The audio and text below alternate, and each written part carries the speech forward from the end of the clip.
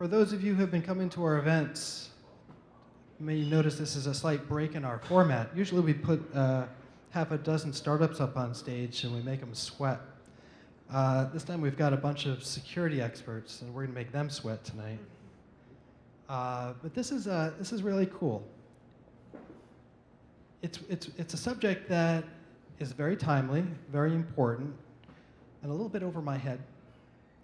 So Dan Gooden of Ars Technica is going to be moderating tonight, and he's going to carry the torch. But we've got a fantastic lineup of very smart folks in the security space that are each going to give a 10-15 minute talk, and then we're going to bring everybody back for a panel discussion, and then we're going to open it up to the room, and that's going to be the night. We couldn't do this without the help of some sponsors, so let me get that out of the way first. I want to say big thanks to our friends from Outlook.com. Tony and David are in the back. Outlook is a great solution for your email if you're looking for something different, and it's pretty robust, and it's from Microsoft, and that's all good. Outlook has been a great supporter of ours. We went on tour with them a couple of weeks ago, and they're in for the haul, so please support them. I also want to thank our friends from Dice. Dice in the back. If you're looking for a job in tech, hit up Dice first, see what they've got going on. Also, you may have noticed a big bus parked out front. You can own that bus for a night if you want to. Drop your card in their bucket, and you can win the drawing to be driven around San Francisco in high style. It's pretty cool. And big thanks also to Message Systems, who you may have visited in the back. Also, if you didn't drop a card in the bucket at the front, Message Systems is going to be giving away an iPad mini tonight, so make sure you do that. We'll bring that bucket up here and maybe make that easier for you if you didn't already do that. I want to invite up quickly David Harvey, the SVP Corporate Development, to tell us a little bit more about Message Systems. But from what I know, they are leaders in the space of messaging, serving innovators far and wide. That means you guys, as well as some big companies that we may have heard of. I'm sure you can fill folks in on the details. So David, coming up.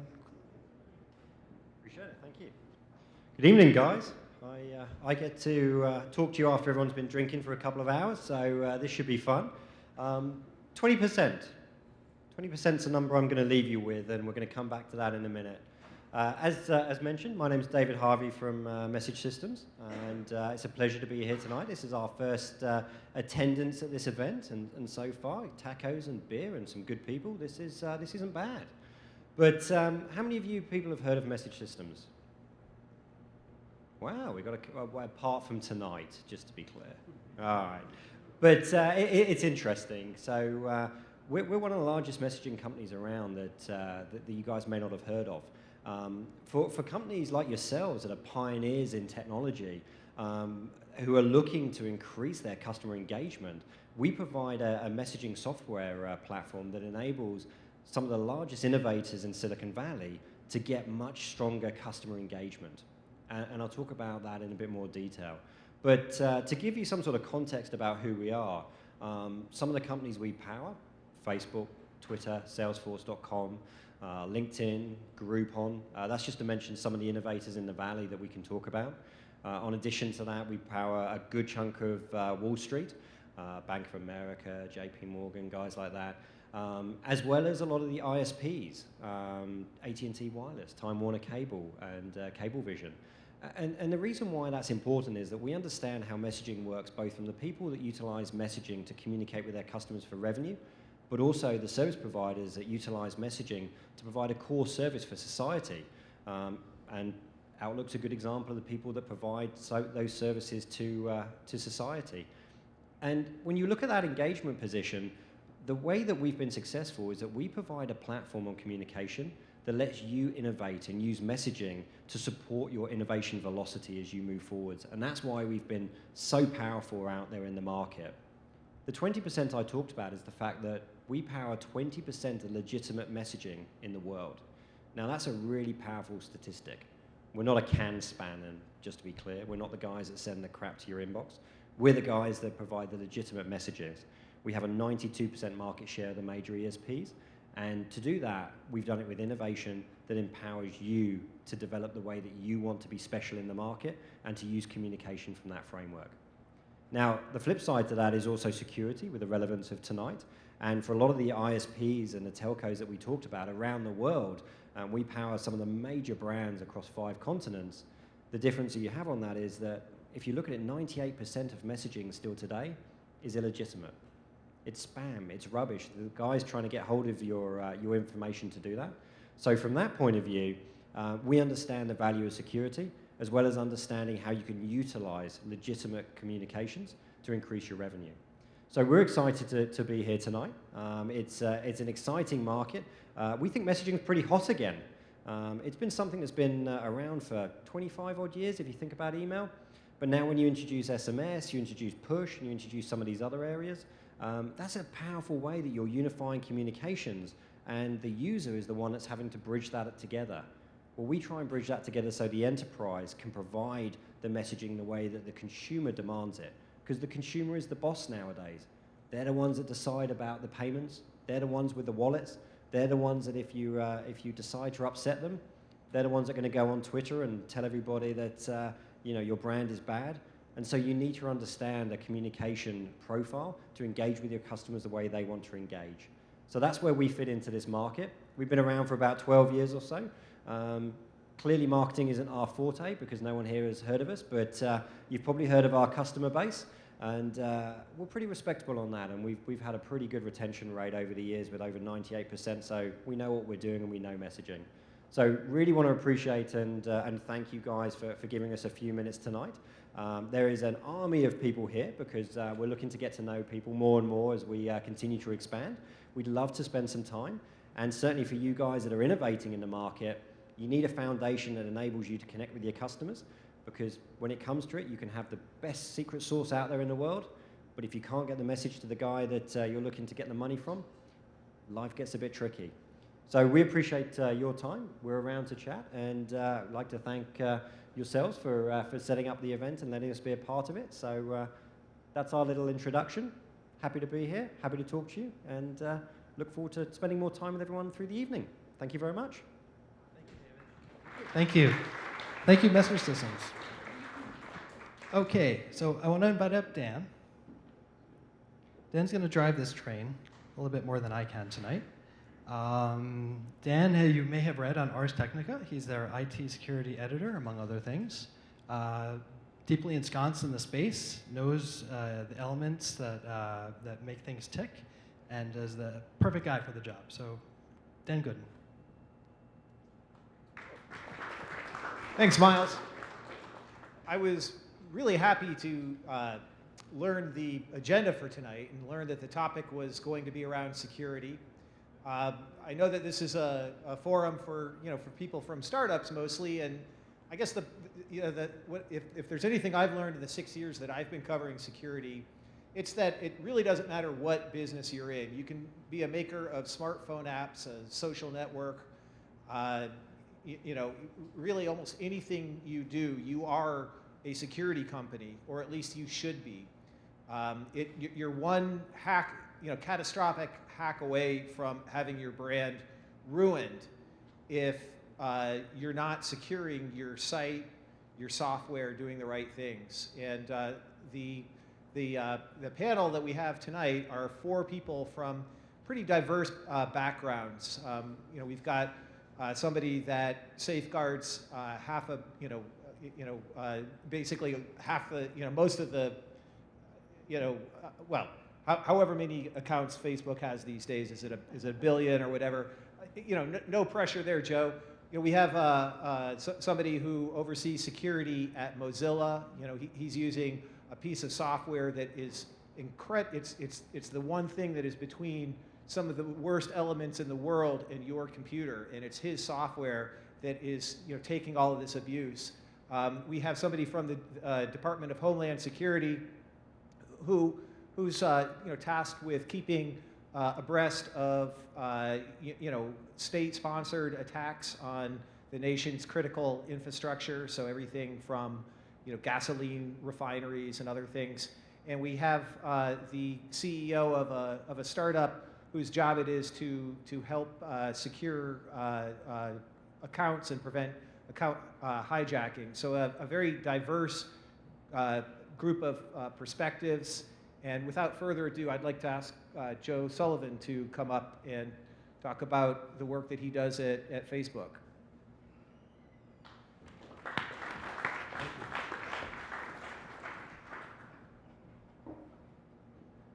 Hey everyone. I'm going to stand out of the light so I can see you instead of you see me. So yeah, thanks for the chance to talk today. I'm not going to focus on what we do at Facebook to make the front end of our site secure for 1 billion people.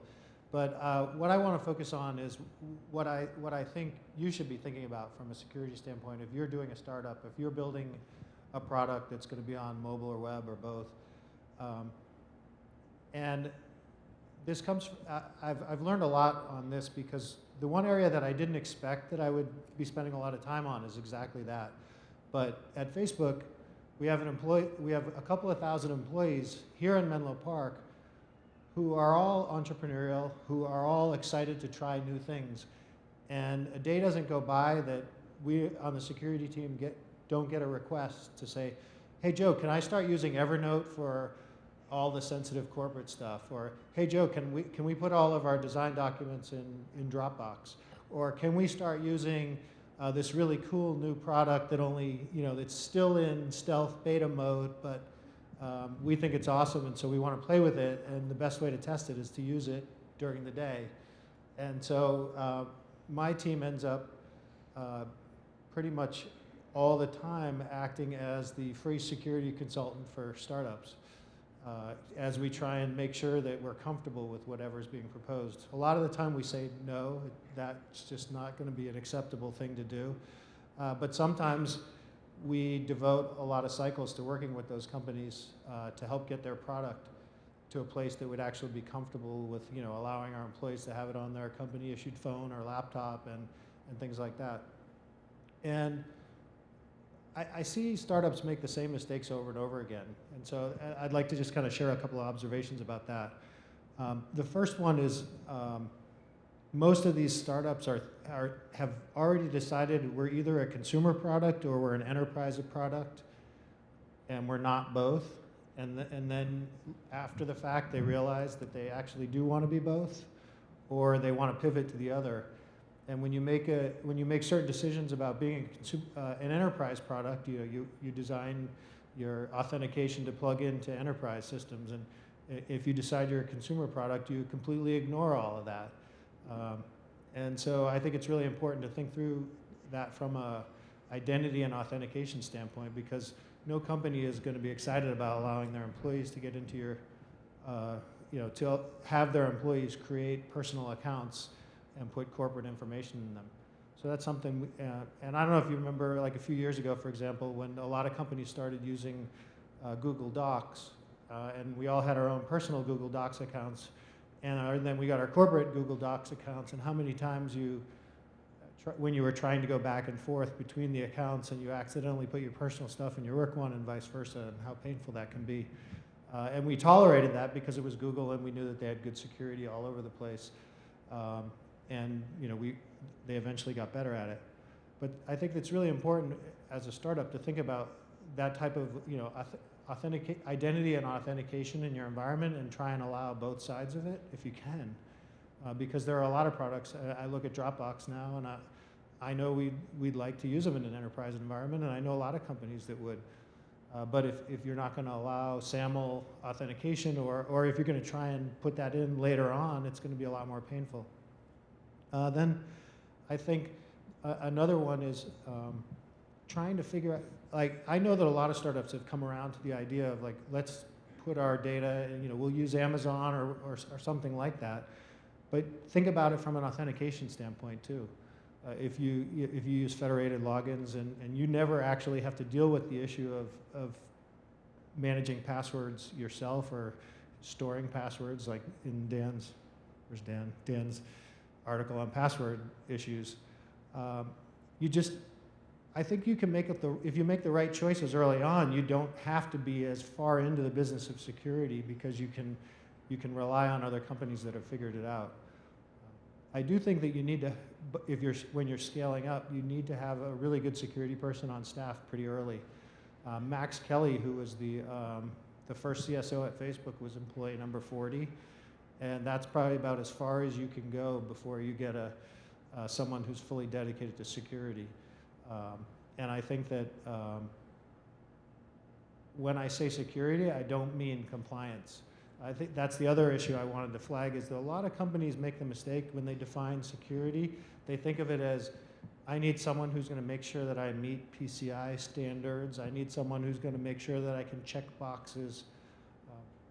If you go on Salesforce's site, they have this really well-done page where they list all of their security certifications.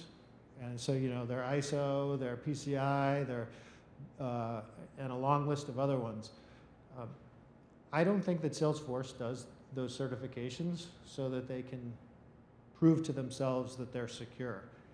I think they do those certifications so that everyone else will trust that they're secure. And that's the same way we think about security standards. When we started our comprehensive security program, we didn't go out and say, oh, wait, let's get that spreadsheet and check all the boxes and then we'll feel comfortable that we're secure. We hired people who we believe are the best security engineers we can find, and we asked them to design the best possible environment that they can, and then we hire the best people we can inside and outside the company to test it from every possible angle. And then we created a bug bounty program like Mozilla has, where we pay you if you can find a vulnerability. And so that's how you get a really good security program, is you hire good security engineers. You don't worry about security standards.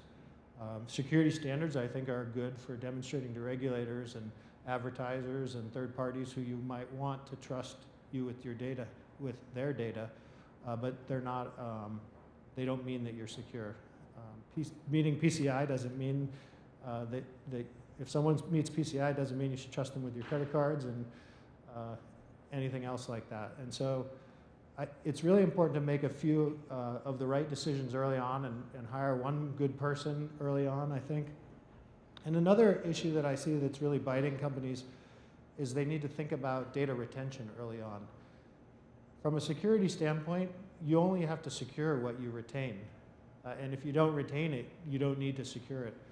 So you should make sure you have a business purpose for the data that you're holding, because everything you add, you now are accountable for. And the more you add, it's easy to acquire now the space to store all that data, but it's not as easy to secure it. And so I think it's really important to build retention into your business model early on, and to think about what data is going to be valuable. We're established in the EU as a business there, so we have to live with EU regulations which say that you can't retain it unless you have a valid business purpose right now. And I think that's a principle that we should all adopt. If you don't need it, don't keep it, because you're just going to lose it and then you're going to have a problem. So I think it's really important to spend a little time early on kind of thinking out these issues. How much do we want to own security in-house? How much do we want to lean on others? And who are the customers that we want to appeal to short-term and long-term, and what are they going to expect from us are the important things that I would kind of frame. And happy to, I know some of the other speakers are going to get into some of these issues more in detail, so I'll just kind of leave it at that, and I guess we'll have time for questions a little later too. I gotta get my view.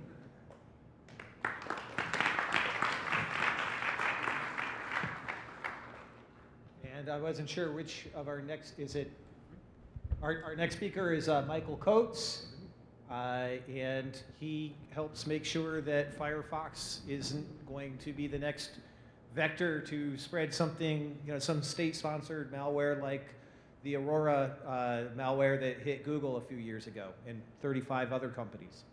So, Michael.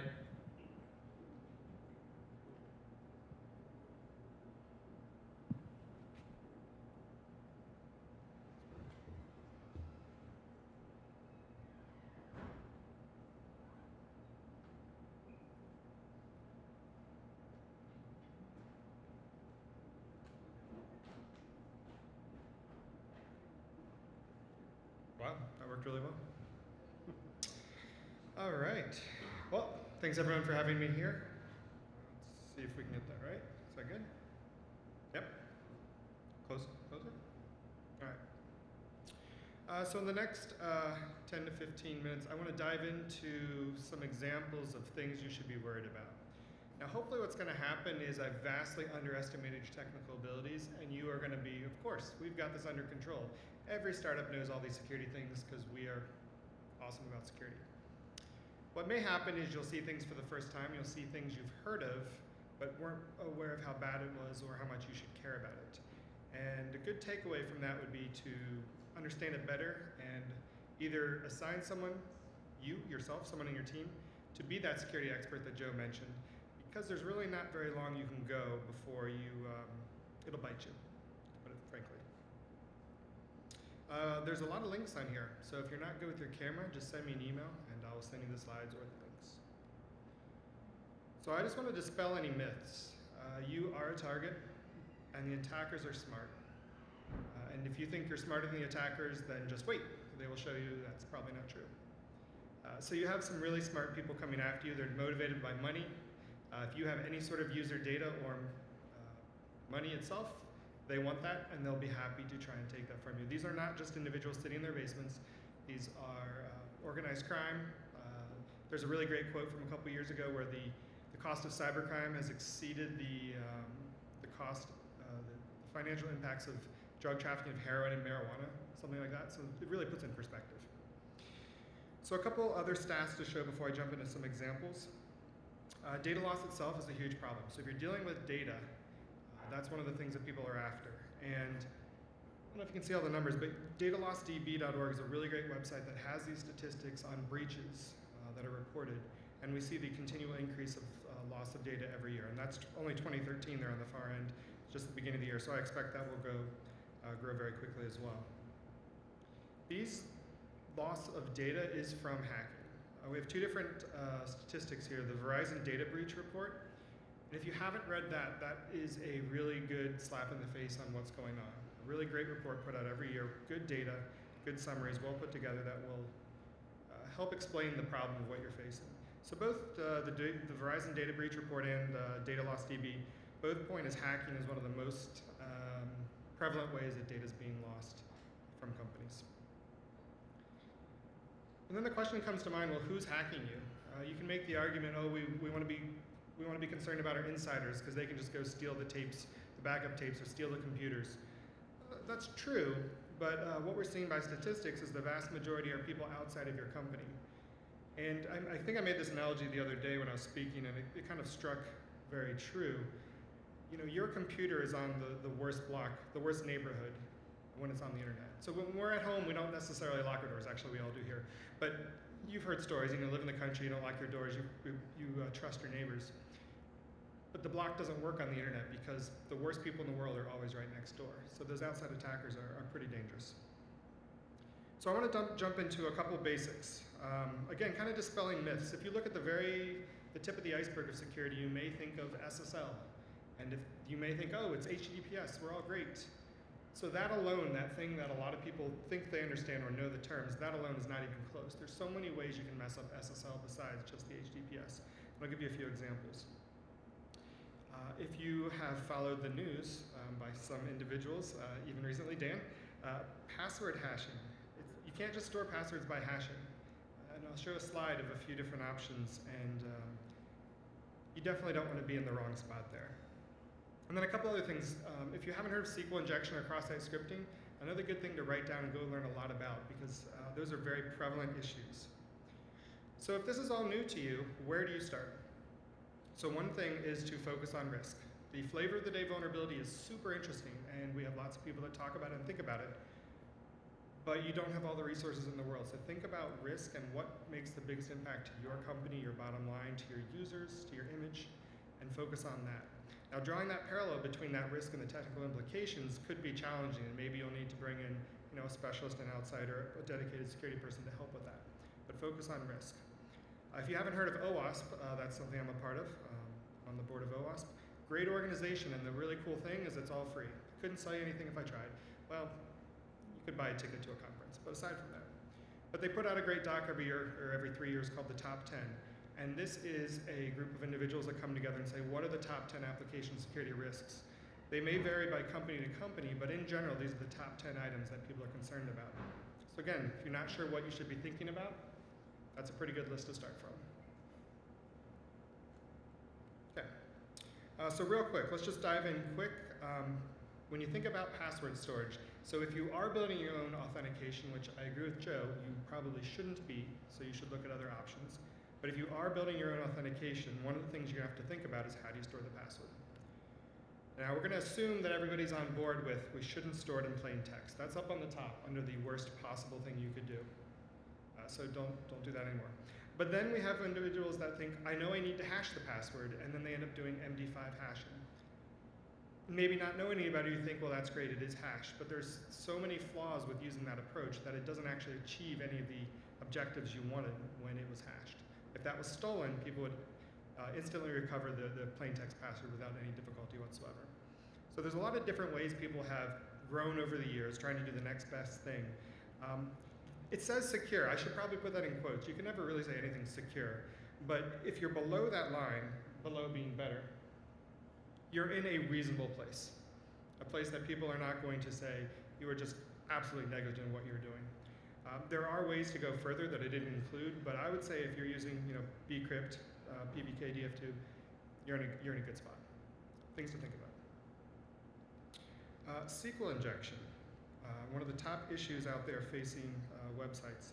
The basic issue with SQL injection is imagine you invited some random person off the street to come in and play with your database and run commands that they wanted to run. That's basically what SQL injection does. You've built SQL into your website because you need a database backend to work with your data, but you mishandled some data coming from the user. Now all of a sudden that user can change the intent of the SQL statement and run arbitrary commands. He can delete all your data, he can steal all your data, lots of bad things. So obviously the risk there, data compromise, so stealing all of your emails, all your passwords, any sort of sensitive data in your system, or corruption of data.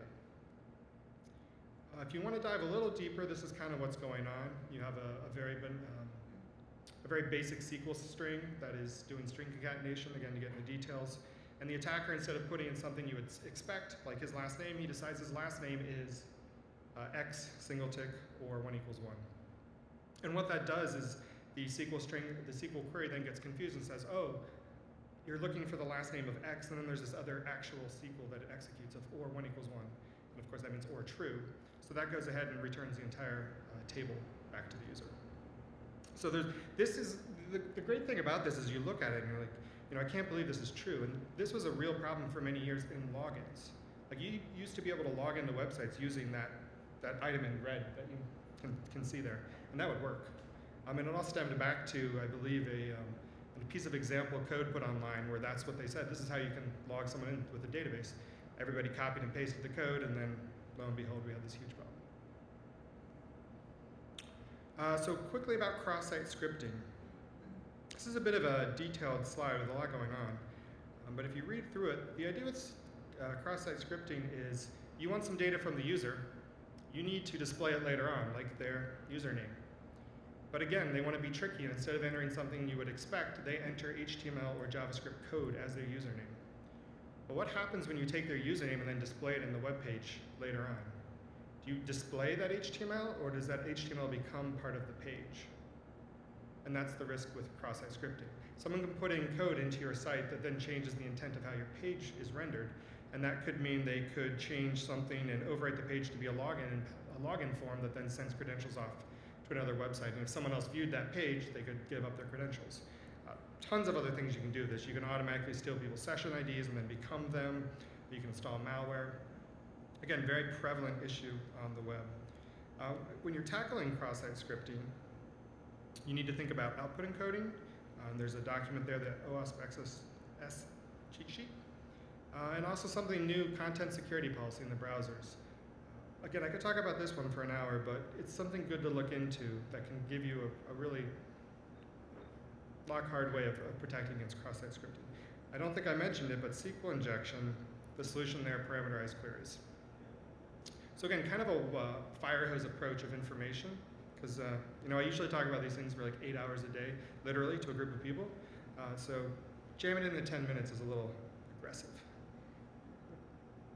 Okay, so I mentioned, what am I doing here? I think I'll 4 more minutes. So I mentioned SSL. So if you think HTTPS and you look for the S, that's good. But if you're designing the website, that's not all you do. I'm gonna give you just a couple really basic examples. Imagine you log into a website, you see HTTPS, and you're like, awesome, I'll give you my password. After you log in, you don't notice, but it's now HTTP. And if you've thought about this, this has definitely happened. It's happening less now, but it still happens a lot, especially on sites you would hope it didn't happen on. The problem here is you are still a user in the system, and the system still needs to know who you are. Now, you're not sending the password back and forth, you're sending your session ID. So those of you that are familiar with session management, the session ID is a long random number that represents you. I might not be able to steal your password because you sent that over SSL, but I'll steal your session ID instead, and that's just as good for me. So I can become you in the system, I can do all the things that is possible as you logged in.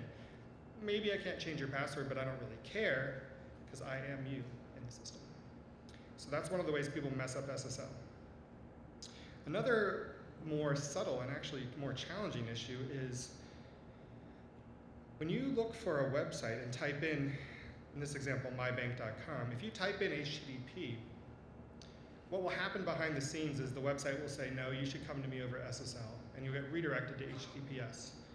So in a split second, you're redirected, your browser says HTTPS, and everything is great. Gonna enter your credentials again. The problem is that first request was sent in the clear.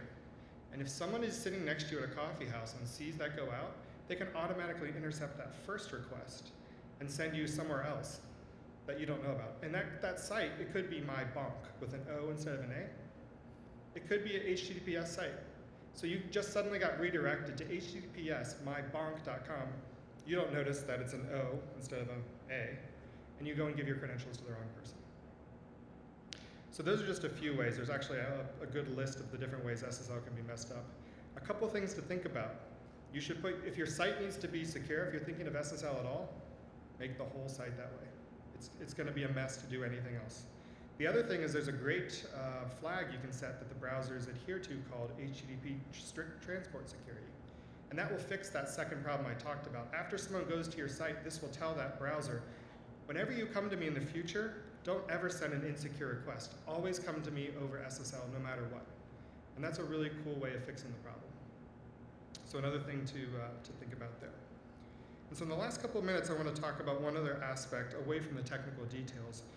It's about building a security culture. One of the challenges with security in any organization is that individuals and teams will think of it as attacks. They'll think of it as a way of slowing them down. And it's very important to understand the value of what it brings to your organization. You know, many times you won't have a breach and you're like, why are we doing all this stuff? And it's kind of a hard thing to sell. We are doing all this stuff to avoid having any reason to tell you we're doing all this stuff. Because when there's a huge breach and everyone's like, all right, fine. But you don't want to be in that position. So understanding the value that security brings, why your customers come back to you instead of going to someone else, why you have a strong brand. And then working to set it as something that everyone's a part of. Have someone that's a champion of security and then have everyone else contribute. There's a lot of different ways that people in the dev team, the QA team, even in planning, you can all think about security and make that a smoother experience rather than some random person at the end going, you know, back at the first stage, we really botched this and this is going to be rough. So think about it all over. Lastly, here's a bunch of tools to think about. If you're approaching security from the first time, you're like, I don't even know where to start. Here's some stuff that's free. So there's links there. Again, just email me if you don't get the links. That's no problem. And then if you're thinking, I want to bring in professionals, but I don't even know the questions to start asking, think about things like static and dynamic analysis, security architecture reviews, and an ongoing or a point-in-time penetration test. So just to summarize the whirlwind of data, hopefully some of that was good and helpful and new. You should care about security.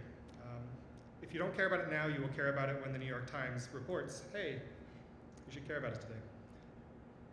Tackle the fundamentals and then move on from there. Think about it from a risk perspective. And try and build that culture and leverage available free resources. There's a lot of free stuff out there that you can work with. Again, I'll say OWASP.org is a good place to start. A lot of good stuff to use. So again, there's my email. Feel free to email me for any questions or any links. That's all. Thank you.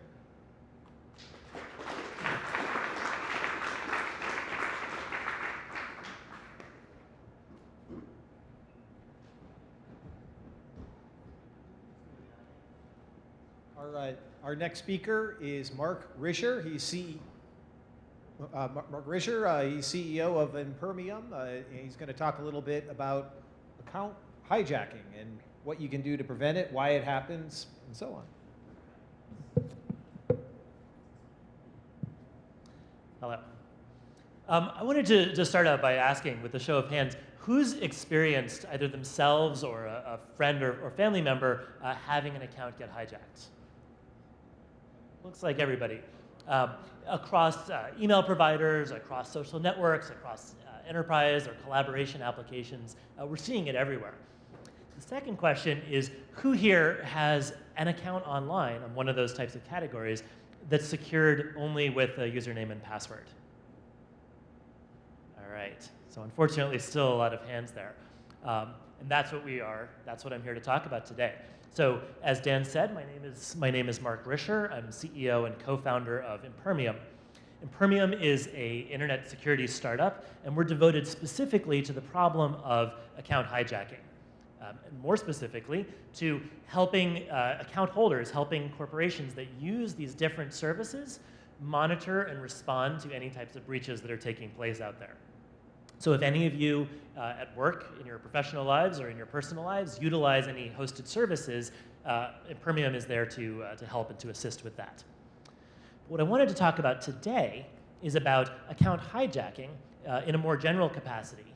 Talk about how it happens, talk about why it's happening, and talk about steps that you each can take in whatever roles you play to help reduce and minimize the chances of this and the occurrence of this. What I'd like for each of you to do then is, as we go through these different steps, to think about your own business, to think about the sites and the services that you operate, and to plan for ways that these apply to you, ways where, as Michael was just saying, the security needs to be thought of a priori, the security needs to be thought of before something devastating happens, instead of waiting until you read about it in the news. And if you do that, then what each of you will walk out of here with is the ability to be a force of protection in your organization, to help avoid these calamities, to help avoid these types of disasters. So the first piece that I wanted to talk about is why account hijacking is happening, why it's taking place. And there's a variety of reasons, but it's important to note that we're seeing it more and more frequently, and we're seeing it at a more and more diverse set of sites than ever before. Up until a few years ago, people, for the most part, said, unless you're in financial services or directly dealing with this privileged, sensitive data, you really don't have to worry too much about security. And we still hear to this day a lot of people saying, I'm too small, why would I have to worry about this? We're not a target yet. We only have 200 customers, 2,000 customers, 20,000 customers, whatever the number might be. But the reason that account hijacking is growing is threefold. One of them is that the criminals, the bad guys, have found increasingly novel ways to utilize this information. They found ways to utilize all types of information from sites that you may not have thought of as a primary component. For example, we saw attacks directed at LinkedIn, where people were trying to learn about a target's social network or work network so that they could add some legitimacy to their phishing message. If I know who the director of security is at your company, then my fake message purporting to be from that person, you'll pay a second look at it. We've seen attacks directed against document collaboration sites and any place where you can store documents or store data online. And there, criminals, again, have found very interesting and nuanced ways to utilize or to trade the information that they find. So it doesn't have to just be a list of credit card numbers for them to pique their interest and try to poke around and see what they can find, and the consequences can be disastrous. Another reason that account hijacking is growing is that criminals have further found ways to utilize these older accounts, because frequently old accounts have extra privileges. In fact, just before we came on, I was talking to somebody over at the bar who said that he'd seen a breach earlier maybe just last weekend, in which the criminals found that older accounts, in a dispute between who was the legitimate holder of a particular account, the older one was assumed to be the correct one. And so in this case, this is a place where if I can get access to an old account, I can utilize that to break into a newer account or one that I desire for some other reason. Similarly, a lot of service providers make assumptions that an older account is more trusted, you've had it for longer, and therefore they give you elevated privileges. Maybe you can communicate to more people. Maybe you can send an email message to more recipients. Maybe once you've had your account for 30 days, certain features get unlocked that can be abused and can be taken advantage of. And so these types of escalating privileges make it more and more desirable for people to take over the older accounts. And the third reason that account hijacking is on the rise is this desire that criminals have for amplification of their efforts. So the bad guys are lazy. They are smart, like Michael said. They are getting paid really, really well because every time they succeed, it's money in the bank. But they are fundamentally lazy. They have resource constraints just like the rest of us. And so what they're looking to do is to take the fewest actions that reach the largest number of targets. One way to do that is to take over an account that's already been populated with a list of friends, a list of contacts, that already has followers, whatever the viral mechanism or the communications mechanism may be, makes that account more desirable, makes that an account something that bad guys will want to come after. So those are three of the reasons about why accounts are getting taken over. And hopefully for each of you, you're now realizing, without trying to be doom and gloom, that you have a lot to lose, that there are reasons for bad guys to attack, and we are seeing increasingly a diverse and more diverse population of accounts getting attacked. So the second thing I wanted to discuss is how are they doing it? How are these criminals getting into accounts? And there again, it breaks up into a few different categories. One, and perhaps one of the, definitely one of the most dominant, is they have the keys. They have stolen credentials. So somebody just projected, Michael just projected the slide of the Verizon report that talked about how 74% of breaches took place due to stolen or weak credentials.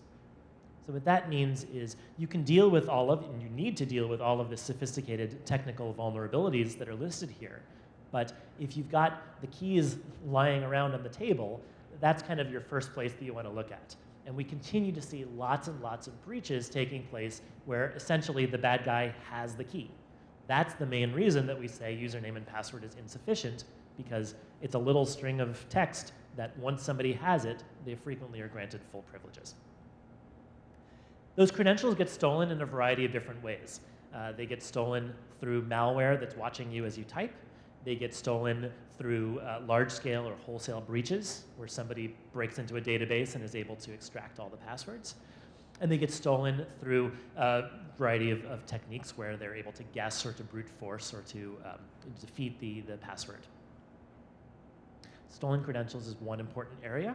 A second and closely related area, which frequently leads to stolen credentials, is social engineering. Social engineering, for those who aren't using that terminology frequently, is essentially a con game. It's where I persuade you to divulge your credentials to me in some way. Or I persuade somebody who has administrative access to let me into your account. And there's a variety of places that we've seen this take place. If people read the Wired magazine article from Matt Honan, he talks about customer service vulnerabilities, where the attacker was able to call into, I believe it was Apple customer care, and through basically playing 20 questions with a happy tone and voice, he was able to persuade the receptionist, the customer care agent, that he was the rightful owner of that account. Another one is phishing. We've all seen these messages that used to be quite clunky. I am the oil minister of the province of northwestern Nigeria, and we've kind of caught on to that. So they learned, oh, I can run it through spell check. I can use something that's a little bit more credible. I can maybe look at your LinkedIn page or looked at your Facebook page or glean some information to target it a little more precisely, and then I can get past those early defenses. So phishing is still very much alive. In fact, a lot of, I think all of the recent high-profile Twitter breaches started with a phishing attack. So that's extremely important as well. And a third type of that leads to account hijacking is site vulnerabilities. So Michael just talked about these, and before him, Joe talked about these, ways in which your own website can be used against you, either by allowing the criminals to run their own code, in the case of a cross-site scripting attack, finding logic vulnerabilities where they're able to bypass a checkpoint or come in through a different path, finding security vulnerabilities like the SSL stripping that was discussed earlier. These types of site vulnerabilities also are a primary way that people are getting in. And there are a number of ways to guard against that, ranging from educating everybody on your development team to automated scanning, and there's a number of great tools out there including tinfoil security use here right now, that will scan your site and help identify if there's any of these problems that are present on the site, that are vulnerabilities that can be exploited. So that covers several of the ways of the how. That is, how are these accounts getting compromised? Through stolen credentials, through social engineering, and through site vulnerabilities. So the last piece I wanted to do in this introduction was to talk about what can you do to defend yourself? How do you protect against them? And the number one piece of advice there, the strongest and most clear recommendation I can make, is to ensure that you are monitoring and measuring for these problems. I can't even count the number of companies who take a purely reactive stance to security. They say, oh, we're logging all of these incidents, and if anything were to happen, we'd be able to go back and look at the logs. But naturally, by the time you go back and look at the logs, a lot of the damage has been done. And so what's really, really important is ensuring that in your company, there is somebody whose role it is to look at and monitor this traffic, whether it is starting with just the logs, or ideally moving to an automated and intelligent system that's looking for anomalies, that's looking for suspicious behavior, that's saying, oh, we see someone logging in as Dan, but he's at a cyber cafe in Indonesia, so that's a little bit unusual, and so we should take the following precautions. So step number one, if you remember nothing else here, it is to ensure that you or someone in your organization is monitoring and studying for these types of problems. Advice number two is to bolster authentication. So we know that you cannot rely on just a username and password, that you need to ensure that you are securing the front door with more than just one short little secret. And so for this, two-factor has gotten a lot of news recently. It is a great step. It does help raise the bar. It does help limit the chances of broad, widespread attacks. It is not a silver bullet, so don't think that 2 absolves you from instruction number 1. You still need to be monitoring, and you still need to be looking for attack patterns. But that's one piece that you should certainly explore. And the third piece that you need to explore is to, at the planning stage, at the design stage, consider and build for a continuum of risk. Many sites, perhaps the majority of websites out there, assume that the door is either open or closed, that you are either authenticated and have the keys to the kingdom, or you are not authenticated and you're locked out. But in reality, there are finer grains that need to be thought through, because you will encounter users at a variety of different stages of authentication and of credibility and of risk. So what this means is planning for features like a degraded entitlements. Maybe you can allow somebody in, but they can't manipulate the site in a painful way. We've probably all seen this in banks, where frequently you can log in through whatever process they have to be able to view your balance. But if you want to do a wire transfer out, that requires a secondary process. Maybe it's an extra PIN code, maybe it's an extra step that you go through.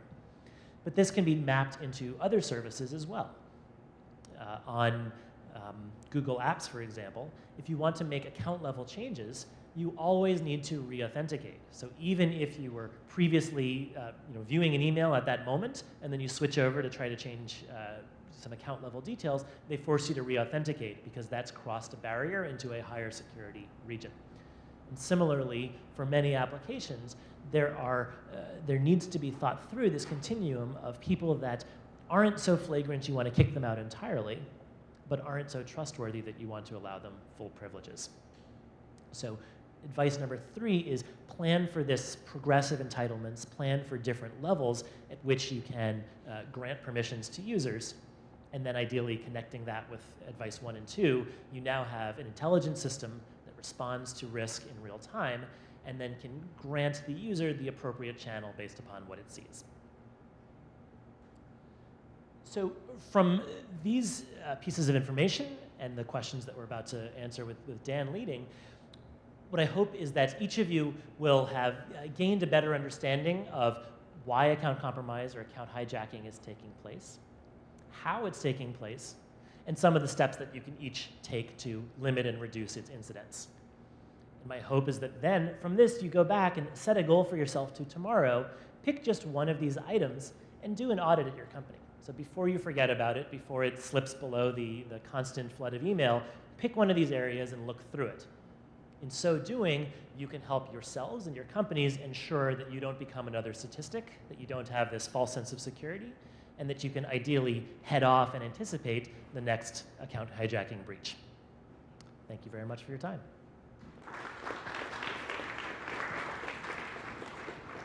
Thank you very much, Mark. We're going to go into Q&A in a few minutes, but before we do, we are going to get a big picture view from Deron McElroy. He staffs the West Coast outpost for the Department of Homeland Security, oversees attacks on critical infrastructure as well as .gov websites. Thank you.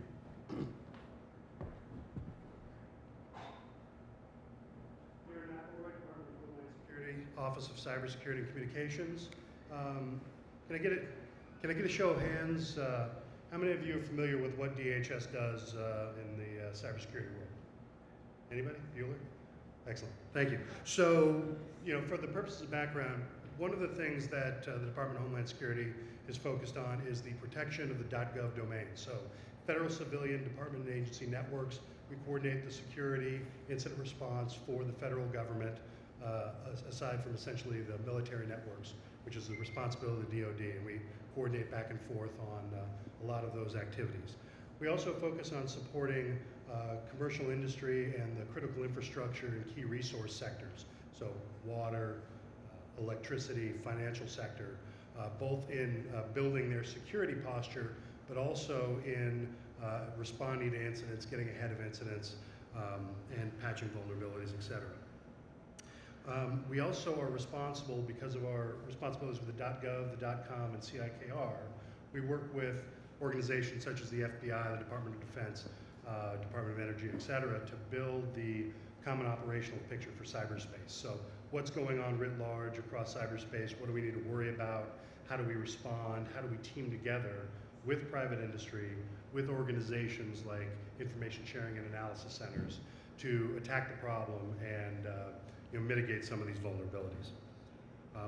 One of the final things that may interest you that we also do is we work with a number of different standards organizations and best practices organizations in the private sector and public sector to help organizations build security into their software products, to work on supply chain risk management issues, and other things. So all of those activities we do in partnership with the private sector, large companies, small companies, through some arrangements that we have to help partner on those activities. I want to pull on a couple threads that the other speakers and Mark highlighted a number of issues. There are a lot of bad actors out there, a lot of very sophisticated actors who really do want to get at your intellectual property, who really have sophisticated techniques to get into your systems and will continue over and over and over again to try and burrow into and take your intellectual property, or some of them will just mess with you to mess with you, right? The problem is there are also a number of actors that are less sophisticated that are exploiting very easily patched vulnerabilities. A couple folks mentioned the Verizon data breach report, right? 92% of attacks, according to Verizon, used easy exploits. 96% could have been avoided by basic security measures. 75% used known vulnerabilities that were never patched. So a system's out there, you know it's vulnerable, you didn't patch it, someone used that vulnerability to get in, okay? Scary part for us anyway is that most of the vulnerabilities that are seen out there are actually not discovered by the victim, but by some third party. It might be a credit card company, it might be someone else, who discovers that you've been breached and then they notify you. And on average, it can take 5 months for you to actually discover that your system's been infiltrated. So The bad actor has 5 months on your system before you even know he or she is there. Think about all of the malicious activity that can take place. Messing with your intellectual property, taking it, bringing your product to market before you do. So a couple things I want to talk about is some of the things you can do to help shore up your systems, some of the best practices and resources that we make available to protect your systems and your intellectual property. But also, we have resources that can help you build your products, build security into your products, especially as it relates to software and what you're providing out there in secure coding. So some of the basic protections that have been developed over the years, both by friendly foreign governments and the National Security Agency and DHS, things like application whitelisting, rapid patching for your operating systems, rapid patching for your applications and for your programs. Also, restricting administrative privileges as much as possible, right? You want to base your security posture on risk, so you want to be able to protect the things that you really need to protect. If you have limited resources, focus them on the things that you need to protect, restrict access to them, and restrict access to administrative privileges. uscert.gov, okay, us-cert.gov, has a tab on the website that says security publications. Has a number of different recommended activities, both for small businesses, individuals, you name it, they've got a best practice for it on that website. Again, built in partnership with a number of different folks in the community, including security experts from federally funded research and development organizations, right? Industrial control systems cert. Many of you are probably not in the industrial control system space. These are the things that flip switches and make the lights go on in remote locations, usually controlled by computers. But they do have a downloadable tool on the ICS CERT website called the Cybersecurity Evaluation Tool. And what that does is a series of questions you go through. It's based on established standards, either by NIST or other organizations. And it focuses on the best practices that are established by those organizations. As we've heard, compliance is not the be-all, end-all of a security program, but at least it can give you a tool to measure against certain standards and best practices to see how your organization stands up. As far as building security into your products, we have an entire program dedicated to this. It's called the Software Assurance Program. If you search Build Security In and US CERT in the same search, you can find resources related to source code analysis, modeling, penetration testing, and also how to build a risk management framework for your software development activities. Most of these are based on best practices and, again, those partnership activities with people who have done the secure coding. So I think the thought that I want to leave you with is there are resources out there. There are resources that have been developed by some of the best minds in the industry and in the government. And these folks here that have been speaking, I mean, you've got some of the best security experts and some very high-profile organizations speaking with you. They are a target, but you are a target as well. And if it's not to create havoc, it's to steal your intellectual property and to get into your intellectual property and make it their own. So it's not always about big bad things happening to somebody else. You could be a target as well. So with that, I guess I'll probably bring it up to the rest of the panel again and go for Q&A.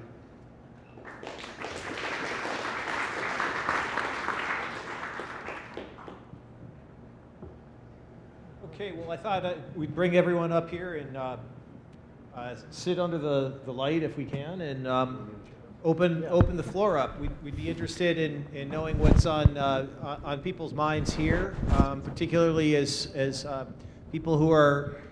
Seem like one of the common themes that we heard is trying to build security into your product, into your culture, just as quickly and as you can, rather than it being an afterthought. So, any questions along those lines or anything else? We'd love to hear them. I can't see anyone. Yes, sir. Question for Joe. Facebook. I'm curious if you could talk a little bit about how you balance for the need for security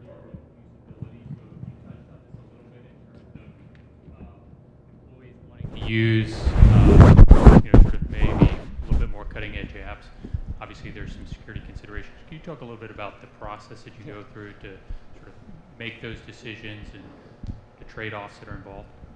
Sure. In case people didn't hear it, the question was how do we balance trade-offs between security and usability?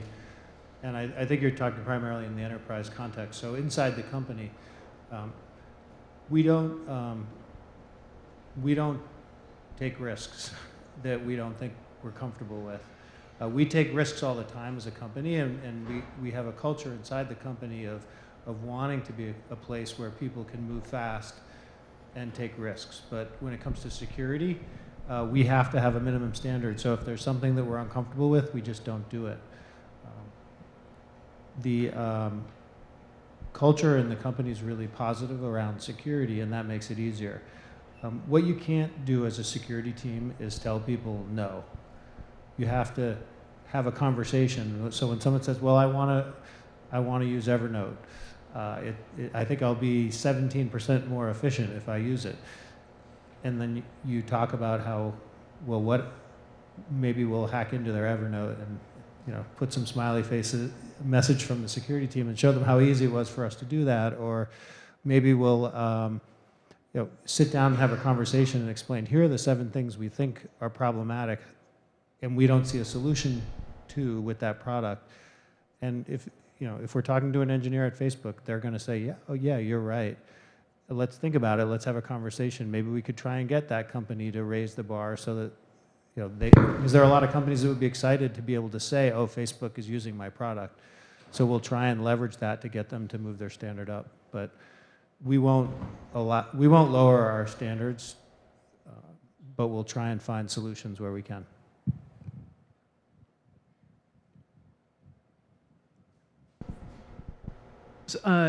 Sort of a related question. Within your own product, how do you sort of handle usability versus security, right? So just to give a real world example, right? So if you log into Facebook on your mobile phone and you get the password wrong the first time, it'll show you the password the second time when you're typing it in, right?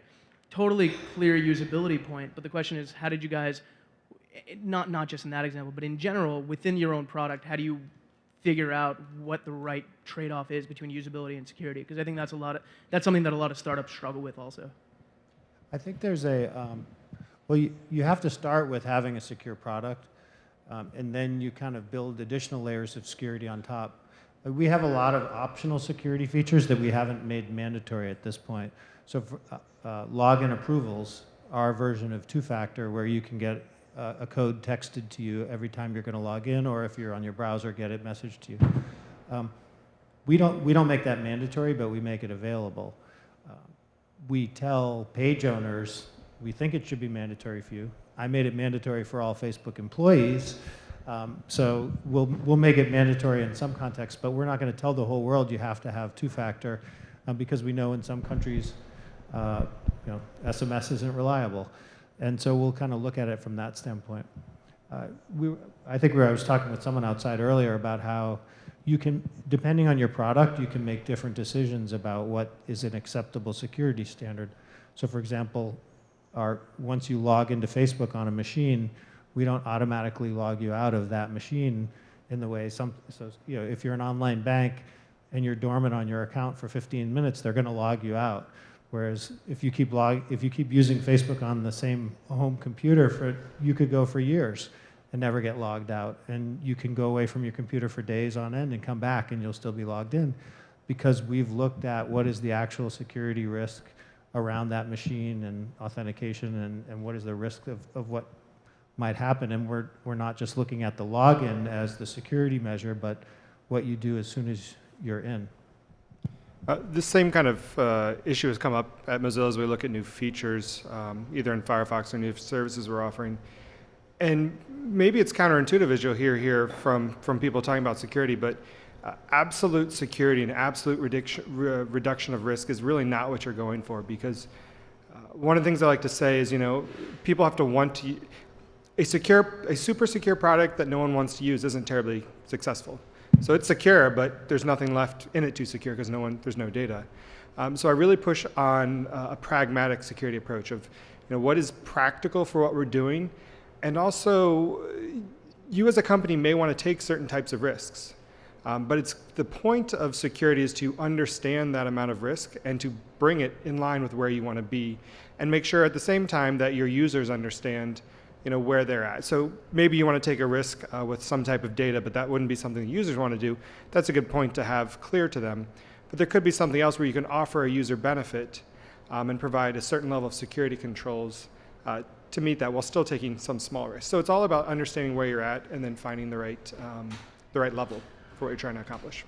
Yeah, I remember about 6 years ago, probably like 6 years ago, Visa launched an online payment product, and I don't remember the name of it and it's probably, I don't know if it still exists, but I remember going to create an account, and it required me to have 2 passwords, and it required me to have 3 questions, and it required me, and finally, like after 7 pages of security, I gave up. And like that's not a good product experience, and you as a security person, you can never be responsible for imposing that on your company. You've got to do better than that.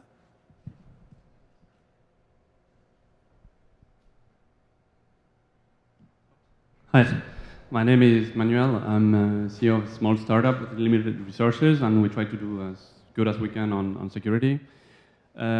We offer our users the possibility to log in with a custom login in our website and Facebook login. So it's maybe a question for you and also for Michael.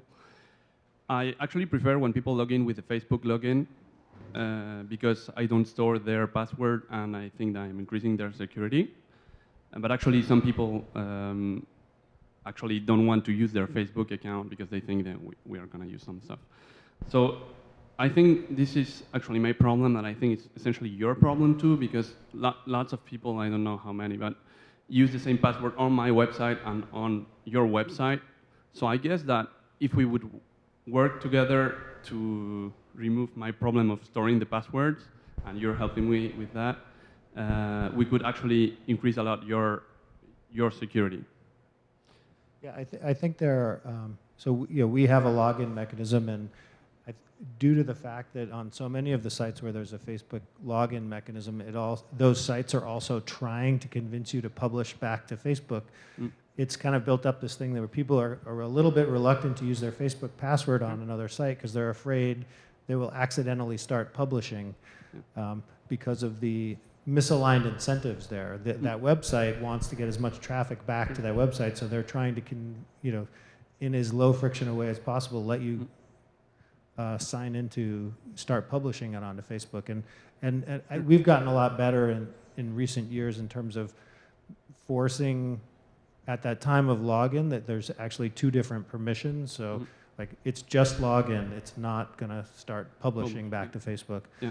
But I think that's an important one. Yeah, because on the issue of shared passwords, I think it's the #1 security risk that we see from a consumer education standpoint, people not getting, because so frequently that one account will get compromised, and then it just is all the rest get compromised. We have automated tools that just go in. So a lot of times, anytime there's a big password compromise, all the passwords get dumped on Pastebin.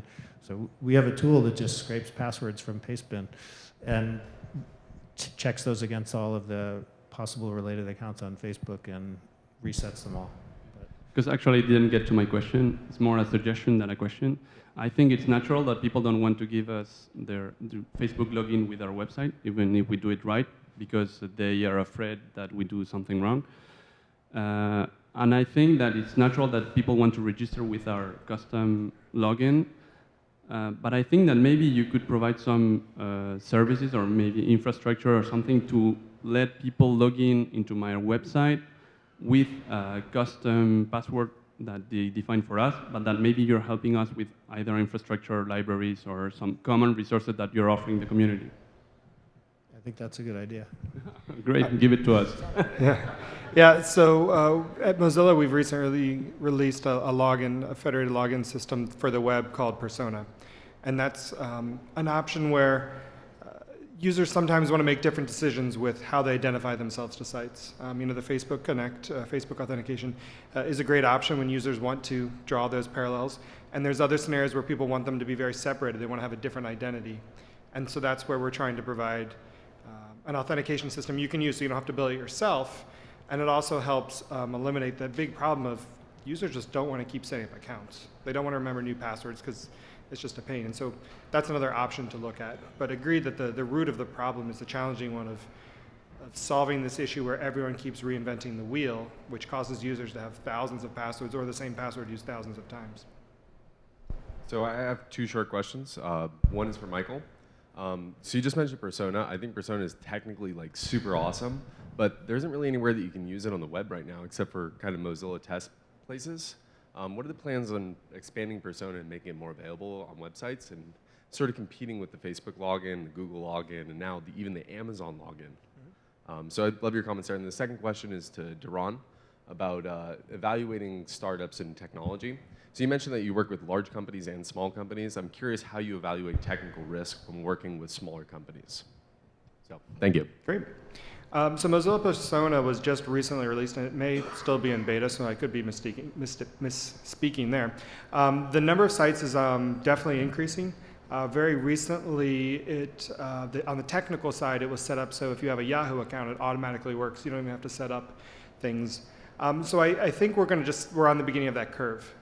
And as more people gain awareness, it's still in the stage where a lot of people have never heard of it, but I think we'll start to see, once one site implements that as another option, you know, wow, this works this simple. It's actually very easy for a site to integrate, and you get all these huge benefits for users. So I think, you know, give it a little bit. I think it'll pick up. So there are a couple different ways that we work with the smaller companies. One is just in terms of, there's a lot of small critical infrastructure providers that we work with to help with their security, both the maturity of their security programs, but also on the technical side, especially on the industrial control systems. We also work with a number of different organizations, as I mentioned, on the software assurance. In terms of evaluating the security of small companies, we have an organization within DHS, it's kind of our sister organization, called the Science and Technology Directorate. And they work with a number of different small companies, startups, especially in the security space, in order to help them engage in the Homeland Security Advanced Projects Agency, DARPA, and organizations like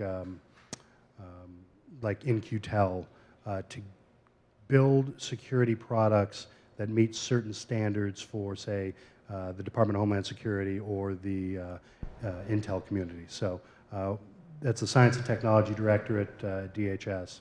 And there's also a resource online called the Private Sector Catalog at DHS. There's an entire cybersecurity section, and the S&T resources are cataloged within that private sector document. So hope that helps. Hello. I have a dumb question, maybe. In terms of geography, based on your experience, which regions of the world are the most aggressive, and what usually they are attacking?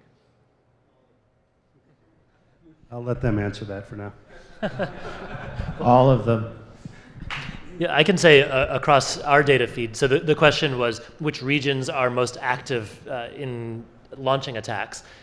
We see that one of the, always in the number 1 or number 2 slide is the United States of America, which is really important because a lot of companies, the approach that they take, their sort of naive, knee-jerk security reaction is, well, let me just, I'm a startup, I think that everyone's just here in the US, let me ban other countries. But the issue is that you're still going to be left with quite a large population of bad guys. That's both because of domestic criminals, they're American criminals here, as well as the fact that the bad guys have realized that coming from an IP address in Ukraine is likely to get them flagged. So they'll route their traffic through somebody that's here domestically, and if that's all it takes to look innocent, then that's a very effective strategy for them. I think there are really good technical people in every country in the world. There's internet connectivity in every country in the world, and there are people who need money in every country in the world. We definitely see different types of attacks coming from different places, and we see centers of excellence build up in certain places as there's experience developed and best practices shared in different places. But we also see attacks migrate globally really quickly. So from the government perspective, anytime I comment on a country or a region, I can end up getting in trouble. What I can do, though, is there is an annual report that the Office of the Director of National Intelligence gives to Congress. Happens every year. The first portion of that is an open session. It's testimony from our intelligence community that does a pretty good job of characterizing what they're worried about. So I'll leave it at that. It's a lot of what we see is similar to what a lot of private companies see, and they can be a lot more open in characterizing where that's coming from and motivations, et cetera. So I'm going to flip your question, mostly just to make a point that I find interesting and can somewhat relate to this. And I'm going to talk about where we find users that participate in bug bounty. And what we've seen, so for those that aren't familiar, bug bounty, we pay people to hack Firefox or our web servers and then tell us about it. And the reason we do that is because in the end we find a vulnerability, we protect everyone, and that's a win. But we find a large number of our contributors from Europe, all throughout Europe, and then next the US. And I don't know if that's because that's where the talented people are, but it's interesting to see that's where they're from. The Asia region's not as well represented, but I think that's more of a awareness issue, which is something we're tackling. But it's interesting to see bug bounty programs, who contributes, a variety of age groups. Actually, the college students just do amazing things. So a variety of people that are participating in that program. I think that's a great point. That there are malicious hackers all over the world, but there are really good security people all over the world. Our bug bounty program has taught us the same thing. Our number one researcher from last year, and our bug bounty program was from Israel. Our top researcher so far this year is from Brazil, and we've paid people from probably 30 or 40 different countries. We're hiring. We extended a job offer to someone in Russia who we met through our bug bounty program. We hired a college student from the East Coast we met through our bug bounty program. And we recently paid someone in China, which I was really surprised when we got that report since we're blocked in China. So.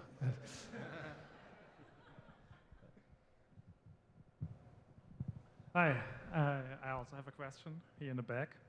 And basically I'm wondering if we can talk a lot about security, especially for startups, but it's not clear how useful that is. And I'll tell you why. First, the bad guys. There are really many of them, right? There are literally thousands and thousands of them, especially in China, especially in Russia. That's where I see it in my job. And if you say now, okay, every startup needs to have one security person or two security people, or even a mid-sized company needs to have a small department, they are still going to be outnumbered. They're still going to be outclassed, probably. And that's the first problem. The second problem is, as I mentioned, the people I deal with are mainly in China, mainly in Russia. And so we detect that they try to harm our customers. And then there's nothing we can do, really, simply because if we make a referral to the FBI, for example, they tell us those people are based in non-cooperating countries. And so we report them, nothing happens, they just try to hit us again, and they try to hit us again in a different way, until they actually find their way in at one point. And the last thing is, what was the last thing? I totally forgot, but all right. They're also really dedicated, right? They're really, really dedicated people. They want your data.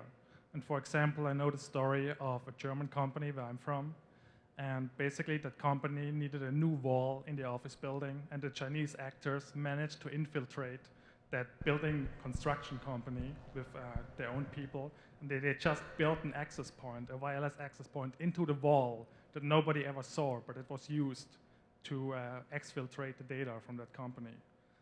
And if you deal with people with this level of sophistication and engagement, it's unclear to me how any company on the defensive side should actually defend against these attacks.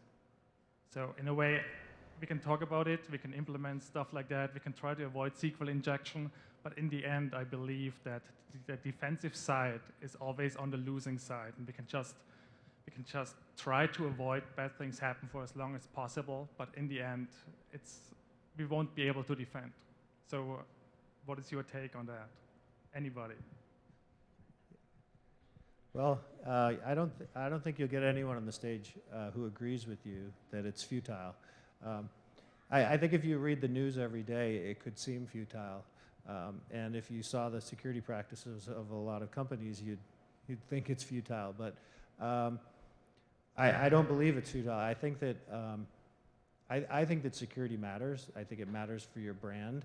I don't think people will trust you or your product if they don't believe that you're investing heavily in security. I do believe that you're not always going to win. You're right. You're going to have. We have employees who end up with malware on their laptops all the time, like every company.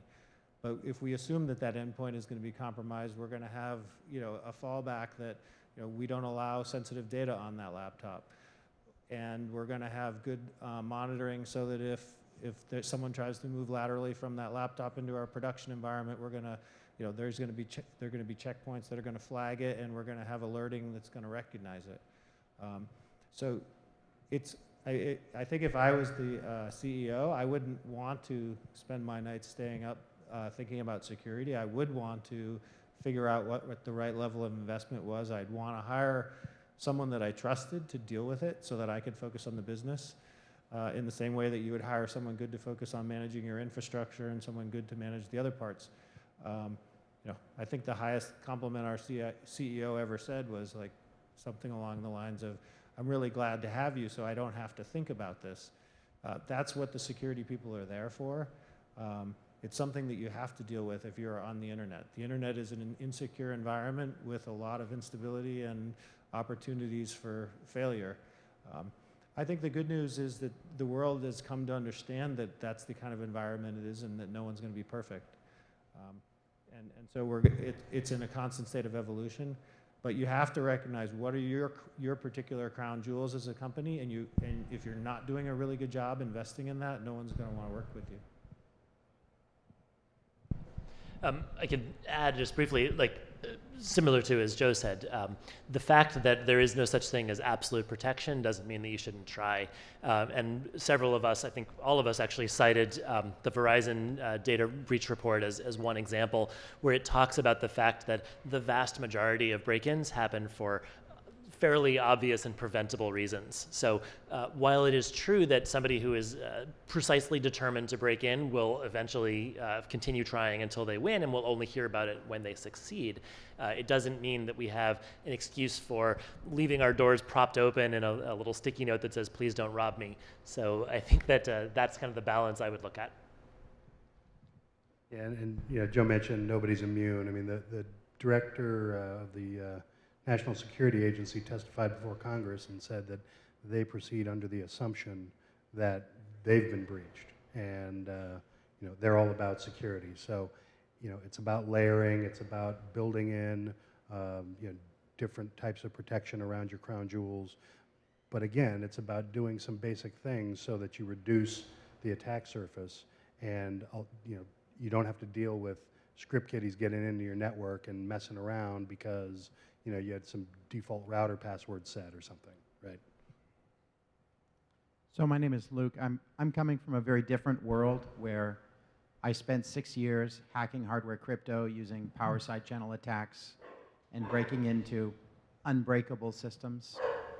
And the approach that we took was everything we cared about was on an A network that was completely separated from the internet.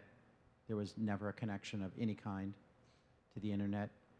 And yet, so I'm coming from a very different space.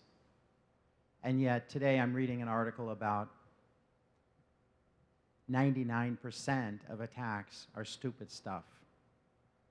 The software wasn't up to date is 49% of the time. 50% of the time is stupid stuff like stupid websites, cross-site scripting, really low-hanging fruit. And I'm just curious about what your opinion is on that, because the other world that I was exposed to and used to was sort of hard target attack, where the minimum value of a successful attack was at least $1 million, maybe $10 million or more for a one-time successful attack in one location. And I'm curious to see how much you find that pretty much most companies would benefit from just the low-hanging fruit and ignoring all of the expensive avenues. The other thing that I hear quite a bit is it's not a question of if they'll get in, it's when they get in, how do you mitigate it? So, and by the way, thank you for your presentations tonight. Definitely. Oh, sorry. Go ahead, Deron. No, you know, some of the programs that we have are actually focused on simple things like teaching Granny how to surf, right? They're basic, you know, good online hygiene, you know, with the idea that, you know, the end users are very important in this, and, you know, best practices from the bottom to the top are very important just to get your baselines down. I heard somebody say once that, you know, the secure computer is a computer that you've disconnected from the internet, unplugged from the wall, put in a vault, and even then they'd be worried about it, right? Not very useful. So you have to balance the risk with, you know, you can completely disconnect it, put it on a different network, and protect your crown jewels that way. And oh, by the way, don't put a USB in there, right? But, you know, it makes life very difficult. So. Exactly. You mentioned an air gap, you know, having two separate networks and not allowing information to pass between them, but that frequently smacks right up against that usability barrier, which leads to people cheating. You have employees that say, I need to get my job done. The chances of risk are very, very small, or at least they perceive them as small, and therefore they just, you know, step right over that air gap with a USB key or a burnable CD drive or whatever it might be. So the issue, I believe, actually ties to something else Deron mentioned, which is the frequent term crown jewels. Many sites, most companies don't actually think of themselves as a target and don't have a very good understanding of what the crown jewels may be. And so it sounds like the person who asked the question, they realized that they were a hard target. They realized that they were going to be under persistent attack. But many, many companies take kind of the opposite stance. We're too small to matter, sort of like the question just prior. You know, we can't possibly win. There's too many pieces to involve ourselves with. It'll be a high-class problem when someone's breaking in, and we'll deal with it then. And I think that mentality is a challenge.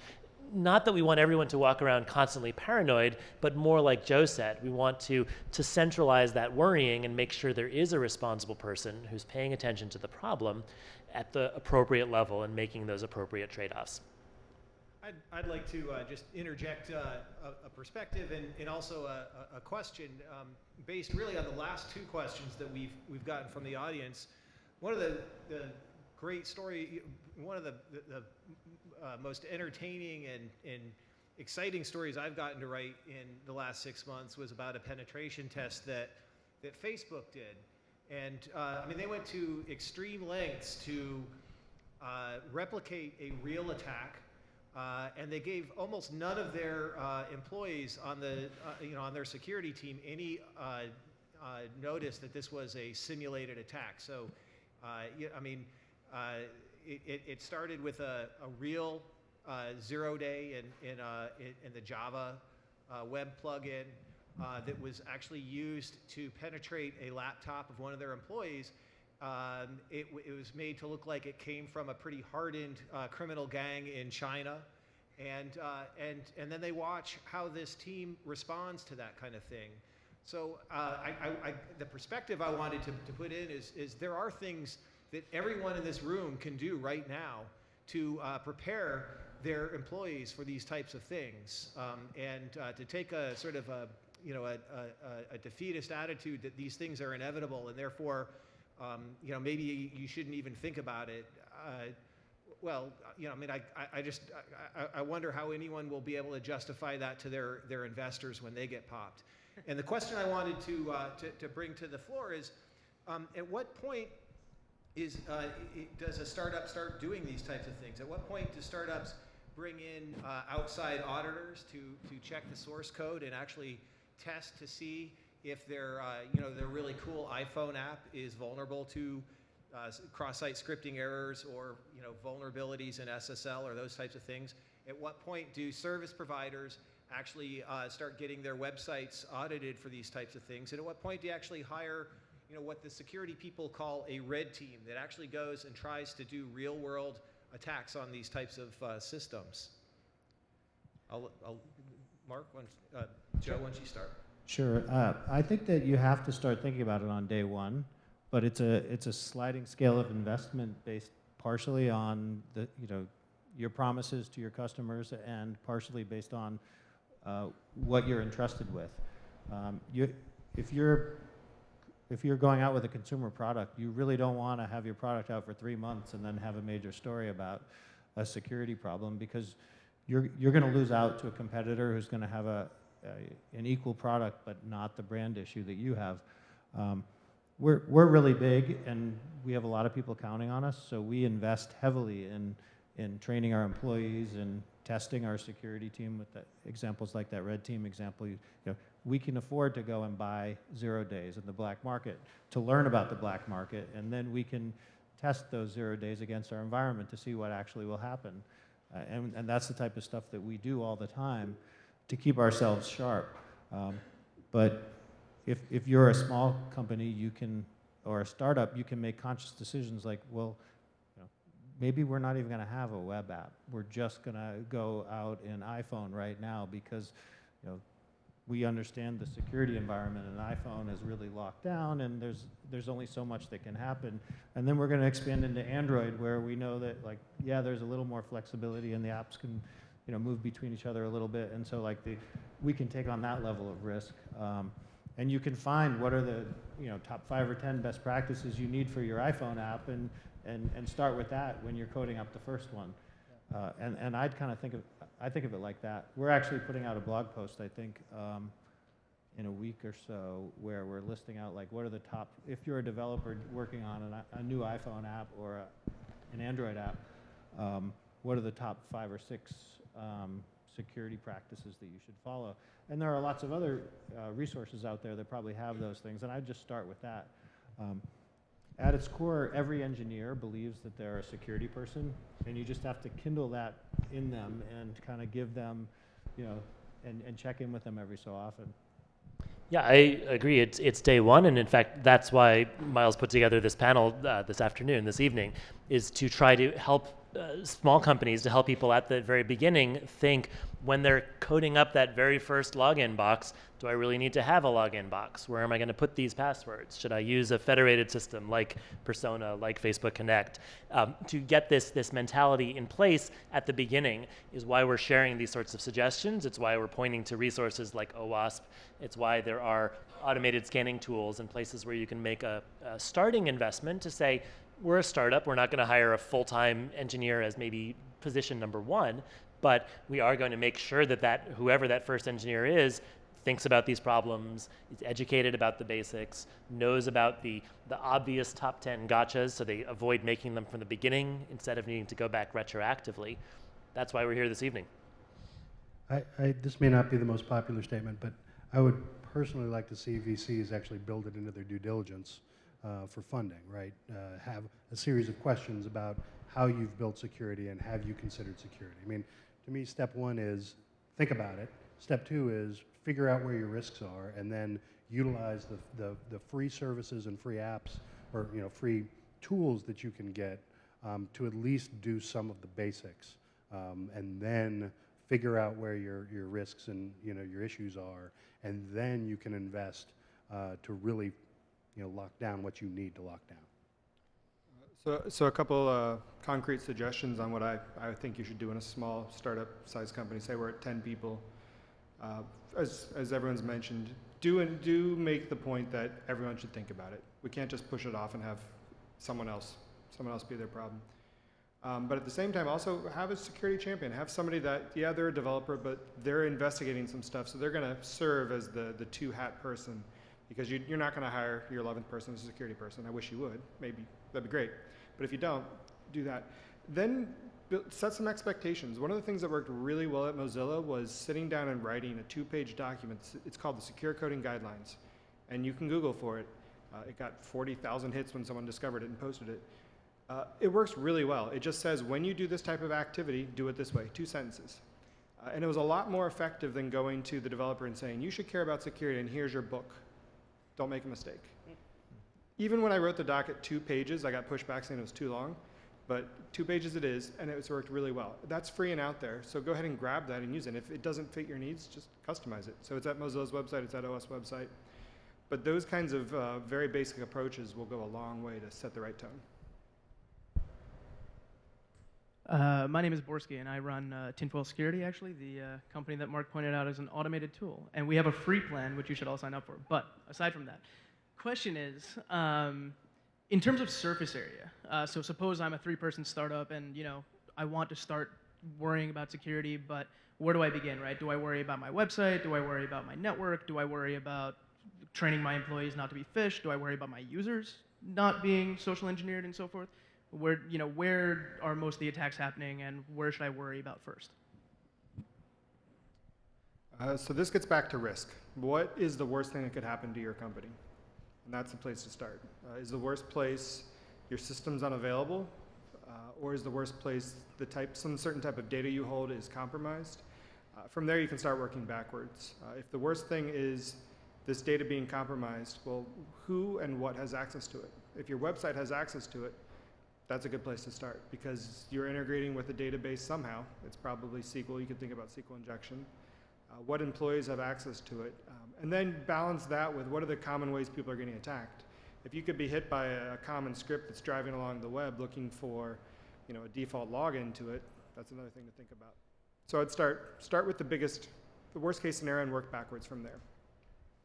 And do you actually bring in a security consultant to do that? I mean, if you're a 3-person shop, I mean, are you going to do it yourself or appoint one of your 2 employees? Are you going to find an outside consultant? How do you very concretely go about assessing what your biggest risks are?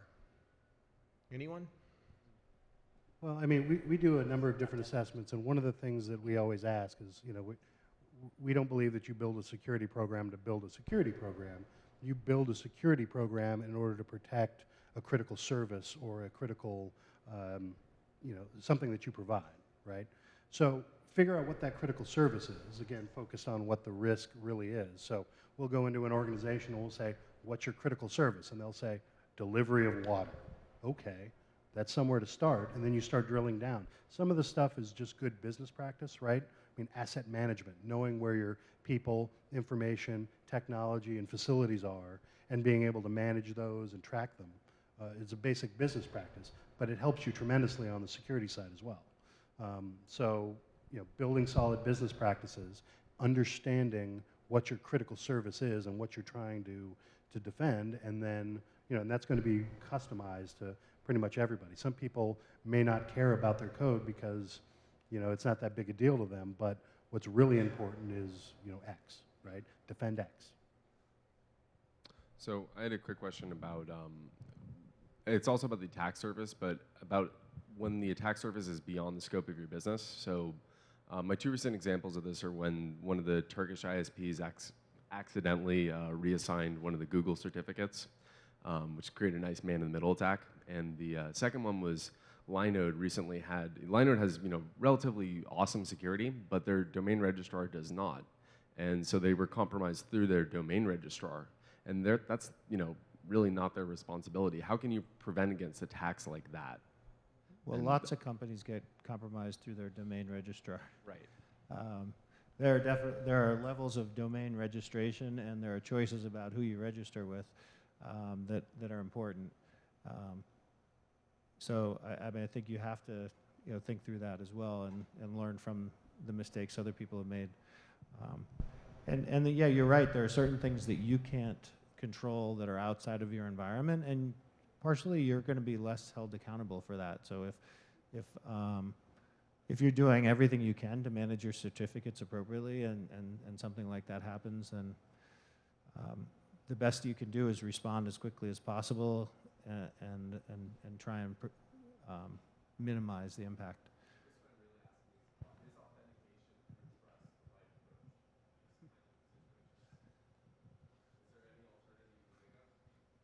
Well, we're probably not going to be able to solve it here tonight, but if we could, we'd all be rich. What about actually having a contingency plan for some of the things he's talking about? I mean, how many organizations are the four of you aware of that actually say, okay, what happens if our SSL key somehow, the private key gets popped? Like how quickly can we get a new one up and running? Is that the kind of thing that you guys? I mean, do you come up with these contingencies for these types of things? So some of our organizations that we work with do have contingencies for that. One of the big things that's come back to is situational awareness, right? How are you going to know? Who are you coordinating with to know that certain incidents are happening or there are certain problems within the ecosystem, right? There are a number of organizations like the Information Technology, Information Sharing and Analysis Center, if you're in the IT world, which many of you probably are, that shares information two ways within the private sector. US CERT, ICS CERT, bulletins are available everywhere. And once you start really building that security program, you want to basically have your head on a swivel so you know when these things are happening and you can basically get ahead of the problems or at least limit the amount of issues you have based on the fact that you have a good source of information on threats, vulnerabilities, and potential consequences coming in that are basically free of charge. It just, you need to invest in the time to actually ingest that information. Yeah, planning for a disaster can occur in many ways, and most companies will think about, well, what happens if your server room floods? Just natural disasters. How do you recover from that? Is that the end of your business? I mean, is your business contingent on it not raining too much in the building where your servers are? Hopefully not. And the same thing applies to security issues. If you think about a core aspect, what if this central data store does get breached? What are we going to do? And that, as someone pointed out earlier, that makes a big difference on how you manage that response and how it's interpreted.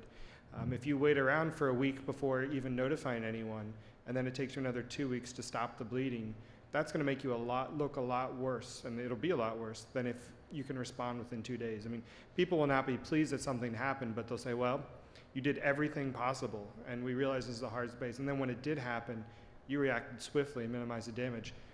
How much more can we really fault you? But in the other scenario, they can fault you a lot, and that could be the end of customer trust for sure.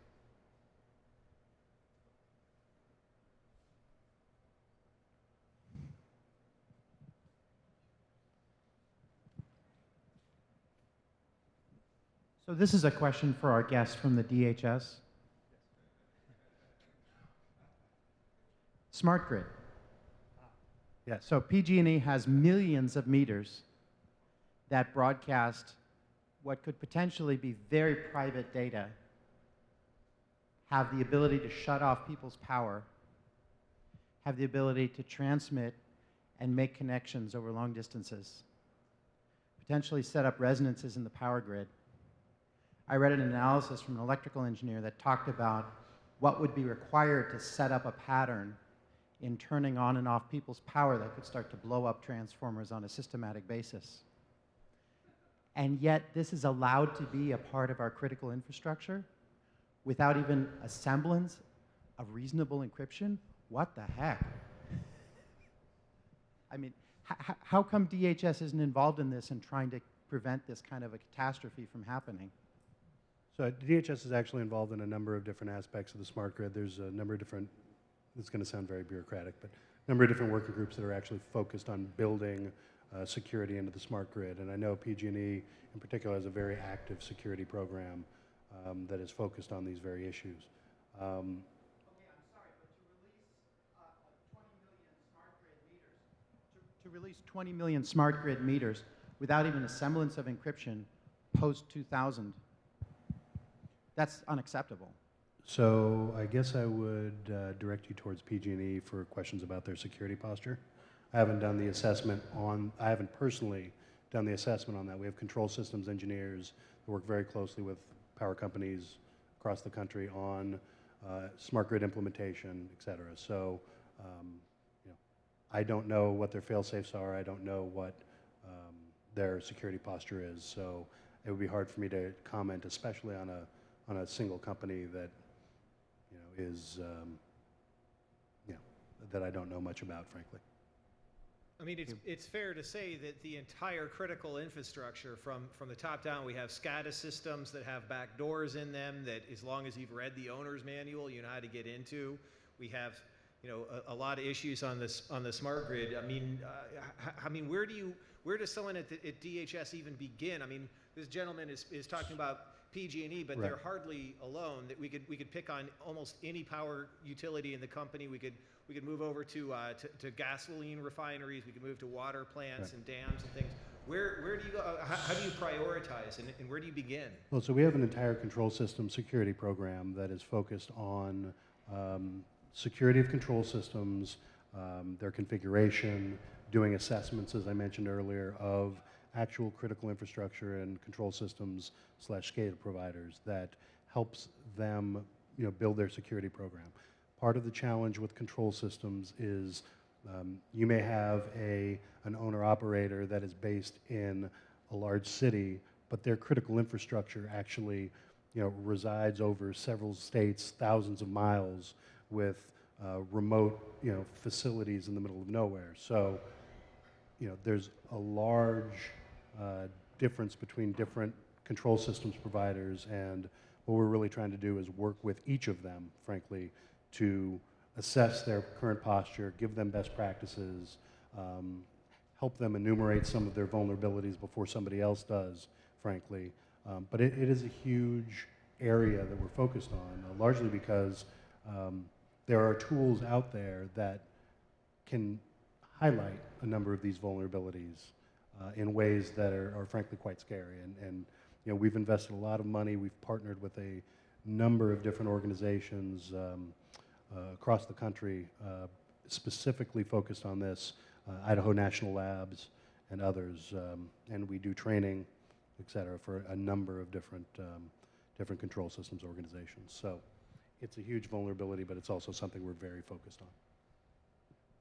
So to kind of pivot back to the topic of this evening, and not, I think that trying to do security on old systems is a nightmare. And so as entrepreneurs and people starting new businesses, you have an opportunity to start building from a clean slate. And whenever you have that choice to build from a clean slate, do it. I remember 3 years ago, our #1 security initiative was make sure we didn't have a single Windows XP machine in the company. And everyone was like, "That's a big security initiative?" It was like, yeah, because that's if you don't have XP, then, you know, when everyone was talking about Aurora, we were talking about how we didn't have XP, and so we were in a better place.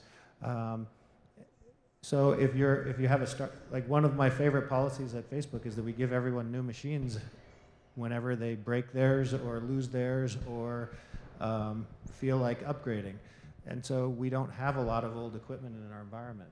And that makes it a lot easier environment to secure.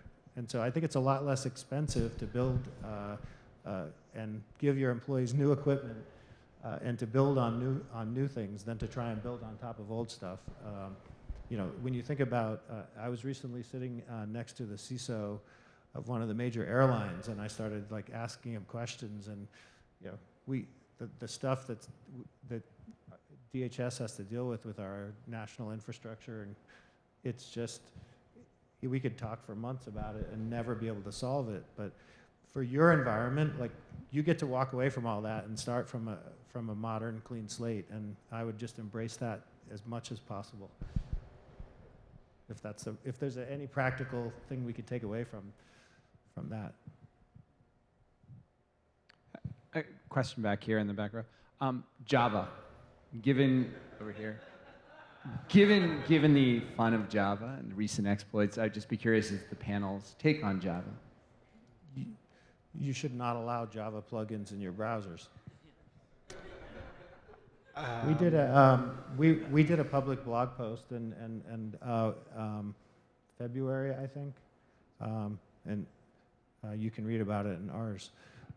But we had a situation where we had a number of engineers who visited a website that they were going to. It was an iPhone development website, and so it turned out that website had been compromised. One of the admin passwords of one of the people running that forum had been compromised, and so that website was compromised. When our employees went to that site, there was a Java O day that allowed their browsers to be compromised because they had Java plugins in their browsers. A number of our employees using Macs, they had up-to-date Macs with running AV, with a bunch of other really high-end services, monitoring behind the scenes and everything else. That's not going to stop a Java O day from getting in your browser and then getting control and being able to drop malware on that machine. And so what you saw coming out of that story was, we talked about it, Twitter talked about it, Apple talked about it, and Microsoft talked about it because we were all facing that same Java O day. We learned a lesson. We had started a process of trying to get all of Java plugins out of all of our browsers as a company, but we weren't there at the time of the compromise. We're now there. Google wasn't on the list of companies that was compromised, and it was because they had made a commitment to get Java plugins out of their browsers before that. And so I think there's an important lesson there in terms of some things we can do. And it's a real challenge if you have a big finance team that relies on Oracle applications that require those plugins, but there are things you can do. So from the browser perspective, a couple notes. If you're not using Java, do just turn off the plugin for sure. There's no reason to turn things on that you don't need, especially one that is not doing well in the current track record. But how we're looking at protecting the larger audience, if you have seen, we're rolling out click to play. The idea with that is when you go to a website that needs to use the Java plugin, it will first prompt you and say, would you like to interact with this page and turn on Java to do so, or something along those lines. The idea is that one of the most common ways we've seen users being exploited by Java is through what we call drive-by exploits, where they go to a random page that they're going to anyways, and they never need Java for any reason on the page, but the page has been compromised to include a Java exploit that executes in the background. And if Java is installed and enabled, it will automatically compromise you. So we're going to address that main exploit vector by having click to play, where the user would have to say, well, I'm on my sports page and I don't need Java, everything's working just fine. Something to say about Java. This is the pain point. Okay, now the real security experts here. That's right. So click to play is one of the ways that we're working to help protect the users from this issue.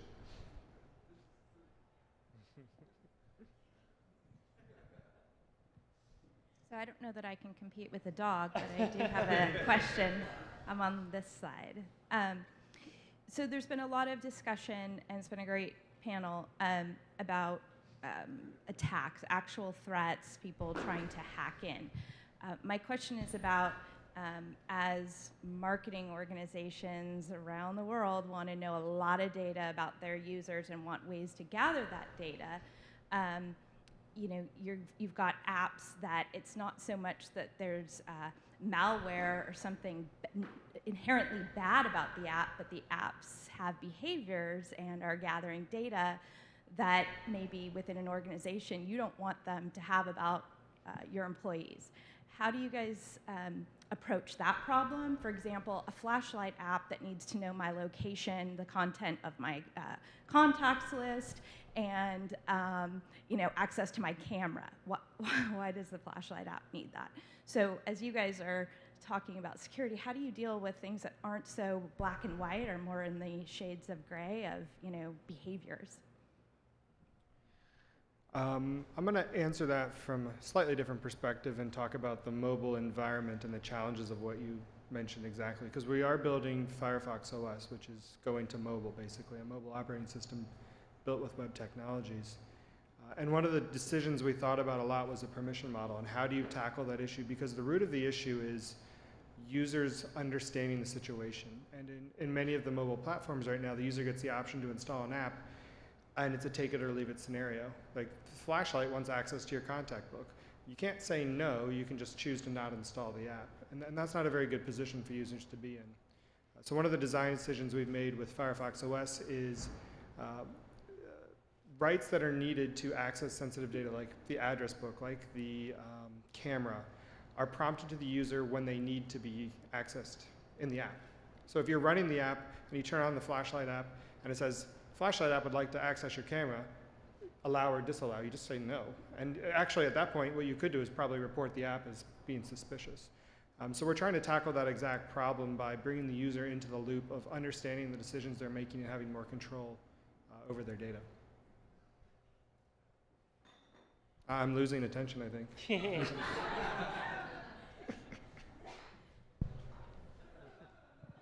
Upstaged by a dog. So guys, it's getting a little late in the evening. Last call for questions. How's that sound? Going once.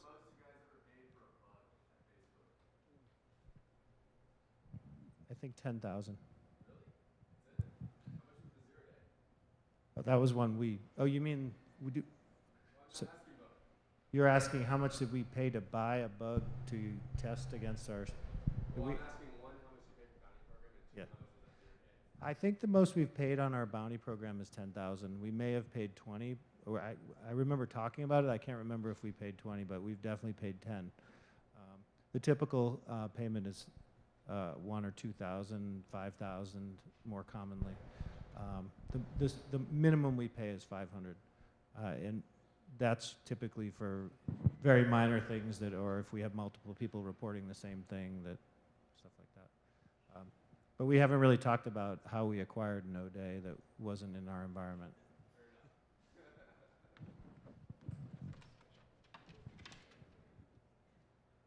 So I thought I would just end the evening with what I hope is it just amplifies something that we've heard a few times tonight. People in this room have a unique opportunity right now to build a strong, secure foundation from the start. And as a security reporter for the last 7 or 8 years, I've watched companies like Microsoft struggle to get their security posture as other companies like Google came out of nowhere. And if you look at just the two browsers that these companies are responsible for, I mean, Microsoft has, I'm guessing, millions of lines of code in a browser like Internet Explorer, and not all of them were written with security in mind. And what that meant is that once Microsoft really discovered that security mattered and that they were going to go out of business if they didn't get their security house in order, they had to spend a huge amount of time rewriting a lot of that code from scratch. At the same time, Google was able to come out with a browser that they built from the ground up, designed to be secure. So it had things like sandboxing and ASLR, other types of security mitigations from the start. And if you look at now, like what was Microsoft, what was the market share of Internet Explorer 10 years ago, and what is it now, and what is it relative to Chrome? I think that hopefully that will demonstrate to people in this room that the security of your product really does matter, and that it's a lot harder to play catch up later than it is to get it right the first time around. Thanks.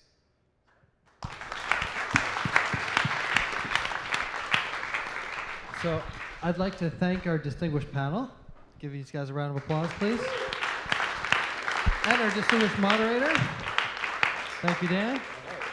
And before we leave tonight, just two quick points of business. We usually have a 60-second spot, which is kind of like you guys can hang out here, it's cool. It's like an open mic bulletin board for the community.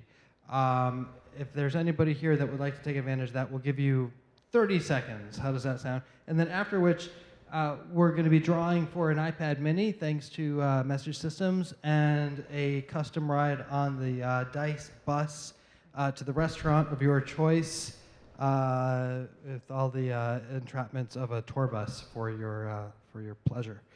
So enter your cards in here if you haven't already.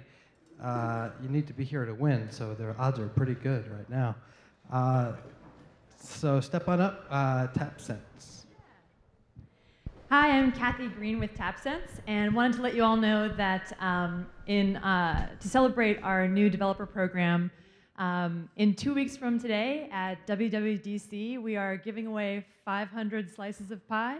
apple pie, of course. So I've got 5 tickets tonight for anybody who'd like to join us. There will also be a giveaway for 10 headphones and a bunch of other fun things. So talk to me afterward. Thanks. Thank you. Anybody else? This is a kind of a... Hi, I'm Casey over here from Australia just recently from Bug Crowd. So we run managed bug bounty programs, crowdsourced cybersecurity testing for web and mobile apps. Just wanted to say hello because obviously what we're doing is fairly relevant to some of the conversations we've had tonight, and we're drawing a lot of very good inspiration from some of the guys up on stage tonight. So come up and say hi, and nice to meet you all. Yes, this is for the bus. This is for the iPad mini. So Message Systems, you guys extracted the cards out of here, so I'm going to draw out of like 5 cards. Is that how that's going to work?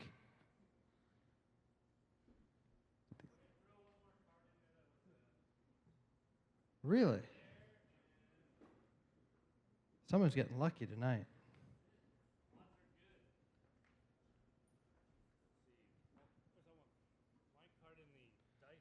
So Steve, you have like a stack of cards that you still live in here? Let's put them back.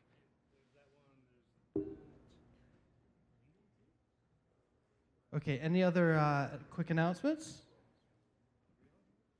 My name's Mark, part of a new meetup called SF Cybersecurity. We're just getting started, but we've got a slate of exciting speakers lined up and would welcome new members. So if you're interested, go to meetup.com. It's SF Cybersecurity. Thanks a lot. Awesome, thank you. Hi everyone, I'm Ainsley, co-founder of Tinfoil Security. Our goal is to make website security much simpler. We do have a free plan, so check us out. Also, if you have any web app security questions, my co-founder and I are standing back there, so feel free to come and ask.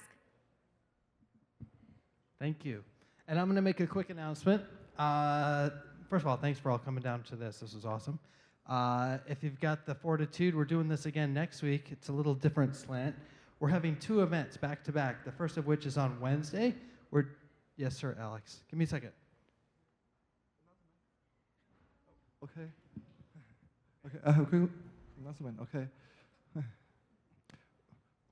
We provide the ultra-secure free cloud storage. Okay, 100 gigabytes free to everybody, and we are very secure because we don't hold the encryption key in the server side, so no one, even me, cannot get your data from the server. That's all. Oh, Sure Cloud, SURDOC, sorry. Great. Thank you, Alex. Continuing where I left off. So next week we're holding an event which is called the Best of the French Tech Tour. There are about 15, 20 companies from France coming over to tour the Valley, and we chose the best, I think it was 7, to join us on stage to show us what they're working on. That's going to be a great event. That's Wednesday. The following night is the best of the, it's not the best of, but it's the Belgian tech pitch night. So an envoy of Belgian companies are coming over. So immerse yourself in some French accents. The Belgian event is free, so come and join us. We're going to have a waffle truck and some more goodies to serve up. So next week will be a busy SF New Tech week for new tech that's more or less international. But as I've learned, we do great shit here in the Valley and in San Francisco, but there's a lot of great stuff going on elsewhere, so it's good to tune in to see what's happening. So come on out and join us next week if you can. I think that's about it. So let's last call for cards. Last call for cards. And let's do this. So the way we like to do it here, see, this is kind of cool because there are like 5 cards in here for iPad mini. They took the rest with them. The way we like to do this, the first card out of the bucket wins nothing. So Serge from Bug Crowd, dude, you didn't win a thing. Sorry. We played dirty around here, especially after 3 scotches. Yeah, Mark, you wanna? Yeah, let's give it to somebody that's had a little less time in the spotlight tonight. How about Ben from Hesperity? Ben, are you still in the house? You have to be here to win. Where's Ben? Ben, going once. Ben, going twice. Ben loses. I didn't know it'd be that hard to give away an iPad mini. Serge, there's 2 cards in here. That's automatic disqualification, my friend. That doesn't win either. David, nice try, Microsoft, trying to get the iPad mini. Okay, is Matt Groshong from ServiceNow in the house? Yeah, Matt. Okay, there you go.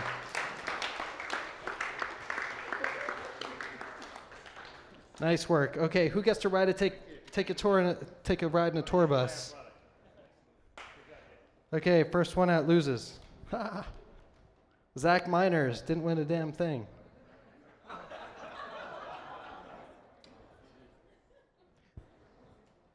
Serge, you did win this one, my friend. You win a ride in a tour bus from dice.com. Nah. Should I choose somebody else? If you're not going to be around, that's cool. Yeah. You'll take it? Okay. So big thanks to our panelists tonight, our speakers. Thank you to our sponsors, and thank you all for coming out. We hope to see you again. Hope you guys extracted some value out of tonight. I certainly did, and hope to see you again soon. Get home safe, y'all. Thank you.